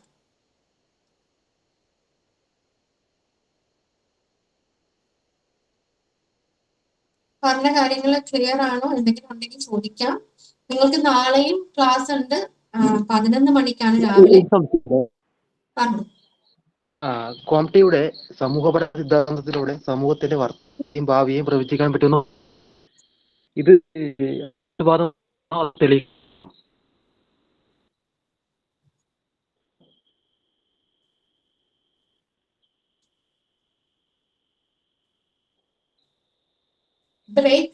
കേട്ടില്ല കേട്ടോ. സമൂഹ പഠന സിദ്ധാന്തത്തിലൂടെ സമൂഹത്തിന്റെ വർത്തമാനത്തെയും ഭാവിയെയും പ്രവചിക്കാൻ പറ്റുമെന്ന് പറഞ്ഞല്ലോ. ഇതൊരു അവകാശവാദം മാത്രമാണോ അതോ തെളിയിക്കപ്പെട്ടതാണോ? അതാണ് ഇതിന്റെ ഒരു വാദമായിരുന്നു.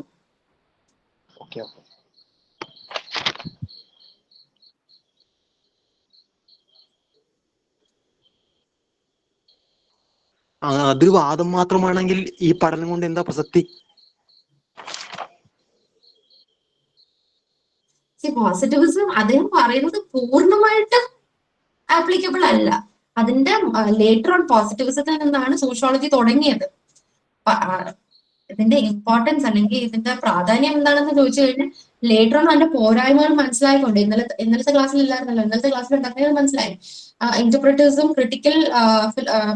ക്രിട്ടിക്കൽ ഫിലോസഫി എല്ലാം സോഷ്യോളജിയിലേക്ക് വന്നപ്പോഴത്തേക്ക് ഓരോ ഘട്ടങ്ങളിലും ഓരോ പോരായ്മകളും മനസ്സിലാക്കിക്കൊണ്ട് അതിനനുസരിച്ചിട്ട് സോഷ്യോളജി എന്ന ഡിസിപ്ലിൻ അതിനനുസരിച്ചിട്ട് ഡെവലപ്പ് ചെയ്ത് ഇപ്പൊ നിലകൊള്ളുകയാണ്.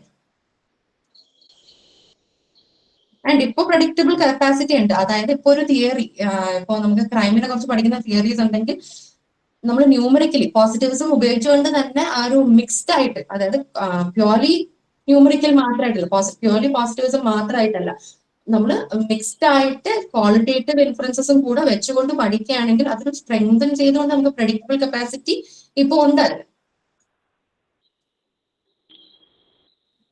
പക്ഷെ ക്ലിയർ അല്ല, അദ്ദേഹത്തിന്റെ പഠനം ക്ലിയർ ആണെന്ന് തോന്നുന്നില്ല.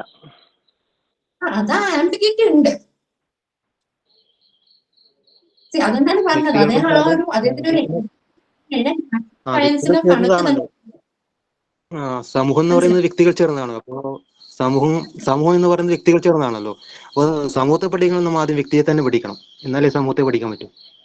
ഇല്ല, വ്യക്തിനെ പഠിക്കുന്നതാണ് സൈക്കോളജി. സൊസൈറ്റി എന്ന് പറയുമ്പോഴത്തേക്ക് ഓരോ വ്യക്തിനെ എടുത്ത് നമുക്ക് പഠിക്കാൻ പറ്റില്ല. നമ്മൾ അതുകൊണ്ടാണ് ഒരു കൂട്ടം, ഒരു പാർട്ടിക്കുലർ നമ്പർ ഓഫ് ആളുകളെ പഠിച്ചു കഴിഞ്ഞാൽ നമുക്ക് ജനറലൈസ് ചെയ്ത് പറയാൻ കഴിയും. നമ്മൾ ഓരോ വ്യക്തിനെ എടുത്ത് പഠിച്ചുകൊണ്ട് നമുക്ക് അതാണ് സൊസൈറ്റിയുടെ ക്യാരക്ടറിസ്റ്റിക്സ് എന്ന് ഒരിക്കലും പറയാൻ പറ്റത്തില്ല. എന്റെ ഒരു നിഗമനം പറഞ്ഞു. വേറൊരു ആശയമാണ് ഞാൻ പറഞ്ഞത്. ഇപ്പോ ഇൻഡിവിജ്വൽസിനെ പഠിക്കുന്ന പഠനമാണ് സൈക്കോളജി. പക്ഷെ സോഷ്യോളജി ഇത് പറഞ്ഞത് ശരിയാണ്, നമ്മൾ സൊസൈറ്റിയിലാണ് പഠിക്കുന്നത്, ആ സൊസൈറ്റിയുടെ ഭാഗമായിട്ട് നിൽക്കുന്ന വ്യക്തികളാണ് പഠിക്കുന്നത്. പക്ഷെ അവിടുത്തെ പ്രത്യേകത ഞാൻ പറഞ്ഞു കഴിഞ്ഞാൽ, ഇപ്പൊ നമ്മള് ഈ ക്ലാസ്സിലുള്ള 5 പേരെ എടുത്ത് പഠിച്ചുകൊണ്ട് നമുക്ക് ഫിലോസഫി പഠിക്കുന്ന എല്ലാ കുട്ടികളും അവരുടെ ട്രേറ്റ്സ് ആണ് ഇതൊന്നും പറയാൻ ഒരിക്കലും പറ്റില്ല. നമുക്കൊരു ലാർജർ കൊഹോർട്ടിനടുത്ത് പഠിച്ചാൽ മാത്രമേ അങ്ങനെ ഒരു ജനറലൈസേഷൻ പറയാൻ കഴിയത്തുള്ളൂ.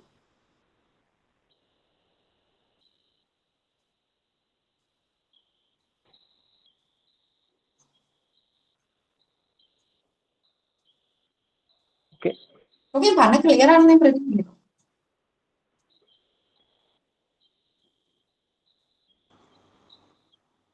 ശ്രീകാന്ത്, ഇതിന് കോംപ്റ്റഡ് 4 സയന്റിഫിക് മെത്തേഡ്.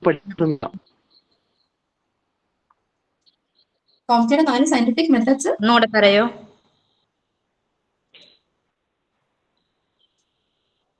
ഓക്കെ, അദ്ദേഹം പറഞ്ഞ ഈ പോസിറ്റീവ് ഫിലോസഫിനെ കുറിച്ച് പറഞ്ഞപ്പോഴത്തേക്ക് ആ ഒരു അദ്ദേഹം എൻവിഷൻ ചെയ്യുന്ന രീതിക്ക് ആപ്ലിക്കബിൾ ആവണമെങ്കിൽ അദ്ദേഹം പറയുന്നത് ഈ 3 മെത്തഡ്സ് ആൻഡ് സോഷ്യോളജിക്കലി യുണീക്ക് ആയിട്ടുള്ള ആ ഒരു മെത്തഡും കൂടെ ഉപയോഗിച്ചുകൊണ്ട് വേണം പഠനങ്ങൾ നടത്താനെന്നുള്ളതാണ് അദ്ദേഹം പറയുന്നത്. സോ അല്ല, ആദ്യത്തെ മെത്തഡ് അദ്ദേഹം പറയുന്നത് ഒബ്സർവേഷനാണ്.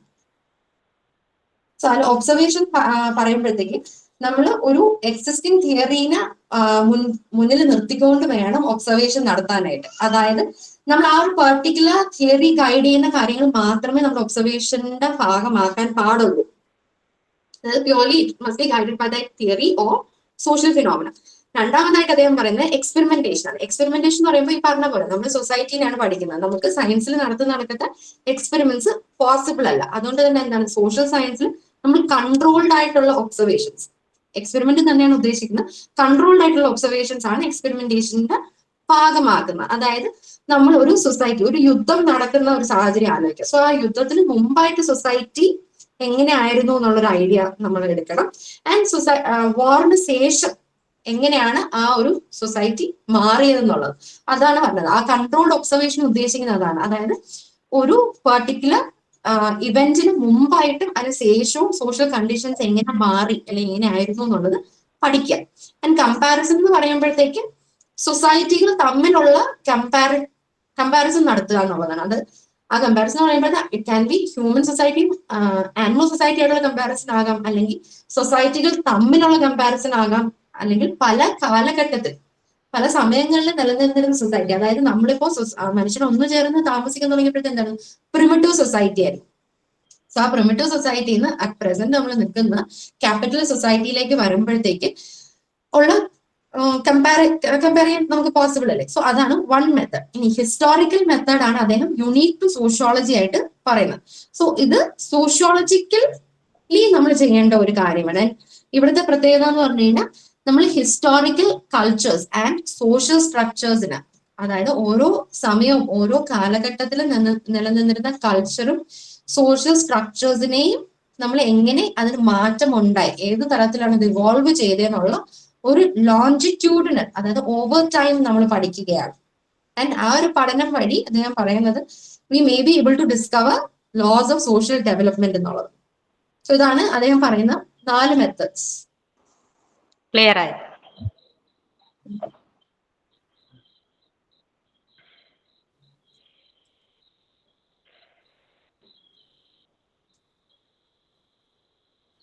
നിങ്ങൾക്ക് നാളെ 2 ക്ലാസ് ഉണ്ട് കേട്ടോ. രാവിലെ എന്റെ ക്ലാസ് ആയിരിക്കും 11 തൊട്ട് ഇതേ കണക്ക് 1.5 hours.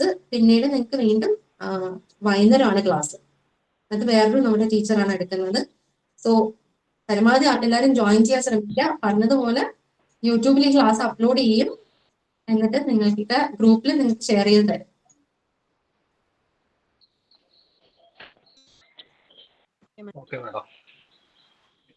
ഓക്കെ, അപ്പൊ നാളെ എല്ലാവരും 11 മണിക്ക് പരമാവധി ജോയിൻ ചെയ്യാം. ഓക്കെ, രാവിലെ 11 മണിക്കാണല്ലേ ഇന്ത്യൻ ടൈം? 11 മണിക്ക്. ഓ, ഞാൻ joining from US, so it is night 12 o'clock. Sorry, മനസ്സിലായില്ല. ഞാൻ ക്ലാസ് അറ്റൻഡ് ചെയ്യുന്നത് US നിന്നാണ്. അപ്പം ഇവിടെ നൈറ്റ് 12 o'clock ആയിരിക്കും. അപ്പൊ unable to join. Okay okay, അപ്പൊ എന്തായാലും you can do one thing. The class will be uploaded on YouTube. യൂട്യൂബിൽ അപ്ലോഡ് ചെയ്യും ഈ ക്ലാസ്. ഇപ്പൊ നിങ്ങൾ ഈ ഇതേ ക്ലാസ് ആണ് റെക്കോർഡ് ചെയ്യുന്നത്. സോ ഇത് that will be uploaded to YouTube. അതൊന്ന് കേട്ടാൽ മതി. എന്ത് സംശയം ഉണ്ടെങ്കിൽ അടുത്ത ക്ലാസ്സിൽ വരുമ്പോഴത്തേക്കും ചോദിക്കാം കേട്ടോ. ആർക്കാണെങ്കിലും എന്തുണ്ടെങ്കിലും ചോദിക്കാം നിങ്ങൾക്ക്. Okay, thank you. Okay madam.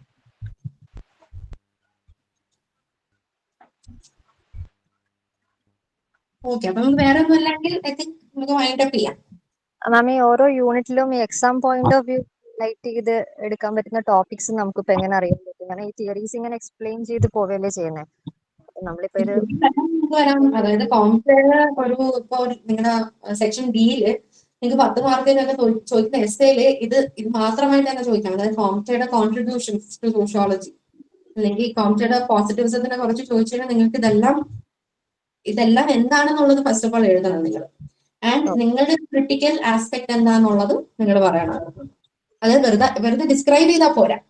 അന്ന് ഉദ്ദേശിക്കുന്നത് നിങ്ങൾ ഈ തിയറികൾ പറഞ്ഞുകൊണ്ട് നിങ്ങളുടെ ഒരു ക്രിട്ടിക്കൽ പോയിന്റ് ഓഫ് വ്യൂ എന്താണെന്നുള്ളതാണ് നിങ്ങൾ പ്രസന്റ് ചെയ്യേണ്ടത്. ഓക്കെ. നിങ്ങൾക്ക് അങ്ങനെ ഒരു എക്സാം പോയിന്റ് ഓഫ് വ്യൂ എനിക്ക് തോന്നുന്നു നിങ്ങളുടെ ഈ പേപ്പർ കംപ്ലീറ്റ് ചെയ്തിട്ട് ഒരു റിവിഷൻ കണക്ക് വേണമെങ്കിൽ ഒരു 1 hour നമുക്ക് ഷെഡ്യൂൾ ചെയ്യാം. അതാണ് ഇപ്പൊ നമ്മളിത് വിളിച്ചു പോകുമ്പോൾ ഏതാണ് ഇപ്പൊ നമുക്ക് എല്ലാം ബൈഹാർട്ട് ചെയ്യാനോ അല്ലെങ്കിൽ ആ ഒരു ഇതിലേക്ക് എടുക്കാൻ പറ്റില്ലല്ലോ. അപ്പം കാരണം ഒരുപാട് തിയറീസ് എക്സ്പ്ലെയിൻ ചെയ്ത് പോവുകയാണ്. അപ്പം ആ ഒരു പോയിന്റ് ഓഫ് വ്യൂവിൽ ഏതൊക്കെ വരുന്നു എന്നുള്ളത് പിന്നെ ഒരു ക്ലാസ് ആയിട്ട് വല്ലതും എടുക്കാന്നുണ്ടെങ്കിൽ കുറച്ചും കൂടെ ഹെൽപ്ഫുൾ ആയിരിക്കും. കാരണം വെറുതെ വായിക്കുമ്പോൾ നമുക്ക് അത് കൺഫ്യൂസ് ആവുന്നുണ്ട് ഏതാണ് ഇമ്പോർട്ടൻസ് ഉള്ളതെന്നുള്ളത്. അത് ചെയ്യാം. പക്ഷെ ഒരു കാര്യം ഉള്ളത്, നിങ്ങളുടെ ബ്ലോക്ക് 1 പിന്നെയും ചോദ്യങ്ങൾ കുറവായിരിക്കും. പക്ഷെ ബ്ലോക്ക് 2 തൊട്ട് 6 വരെ നിങ്ങൾക്ക് കൂടുതലും ഫോക്കസ് ചെയ്തുകൊണ്ട് ചോദ്യങ്ങൾ വരും. കാരണം കോൺസെപ്റ്റ്സ് നിറയുണ്ട്, തിയറികളാണ് എല്ലാം. ഇത് കണക്ക് എല്ലാം ഓരോ തിയറിസ്റ്റുകളുടെ തിയറീസ് ആണ് നമ്മൾ ഇനി പഠിക്കുന്നത്. അപ്പോൾ എല്ലാം ഇമ്പോർട്ടന്റ് ആണ്, നിങ്ങൾ എല്ലാം പഠിച്ചേ പറ്റത്തുള്ളൂ. എന്തെങ്കിലും ഒരു കോൺസെപ്റ്റ് ചോദിച്ചിട്ട് നിങ്ങൾക്ക് എഴുതാൻ കഴിയണം. കാരണം 1 മാർക്ക് തൊട്ട് 10 മാർക്ക് വരെയുള്ള ചോദ്യങ്ങൾ ഉണ്ടല്ലോ. Okay ma'am, okay fine. എന്തായാലും നമുക്ക് ലാസ്റ്റ് ഒരു ഡിസ്കഷൻ വെക്കാം. നിങ്ങൾ വേണമെങ്കിൽ ഒരു പ്രീവിയസ് ക്വസ്റ്റ്യൻ പേപ്പർ വെച്ചു. Okay okay.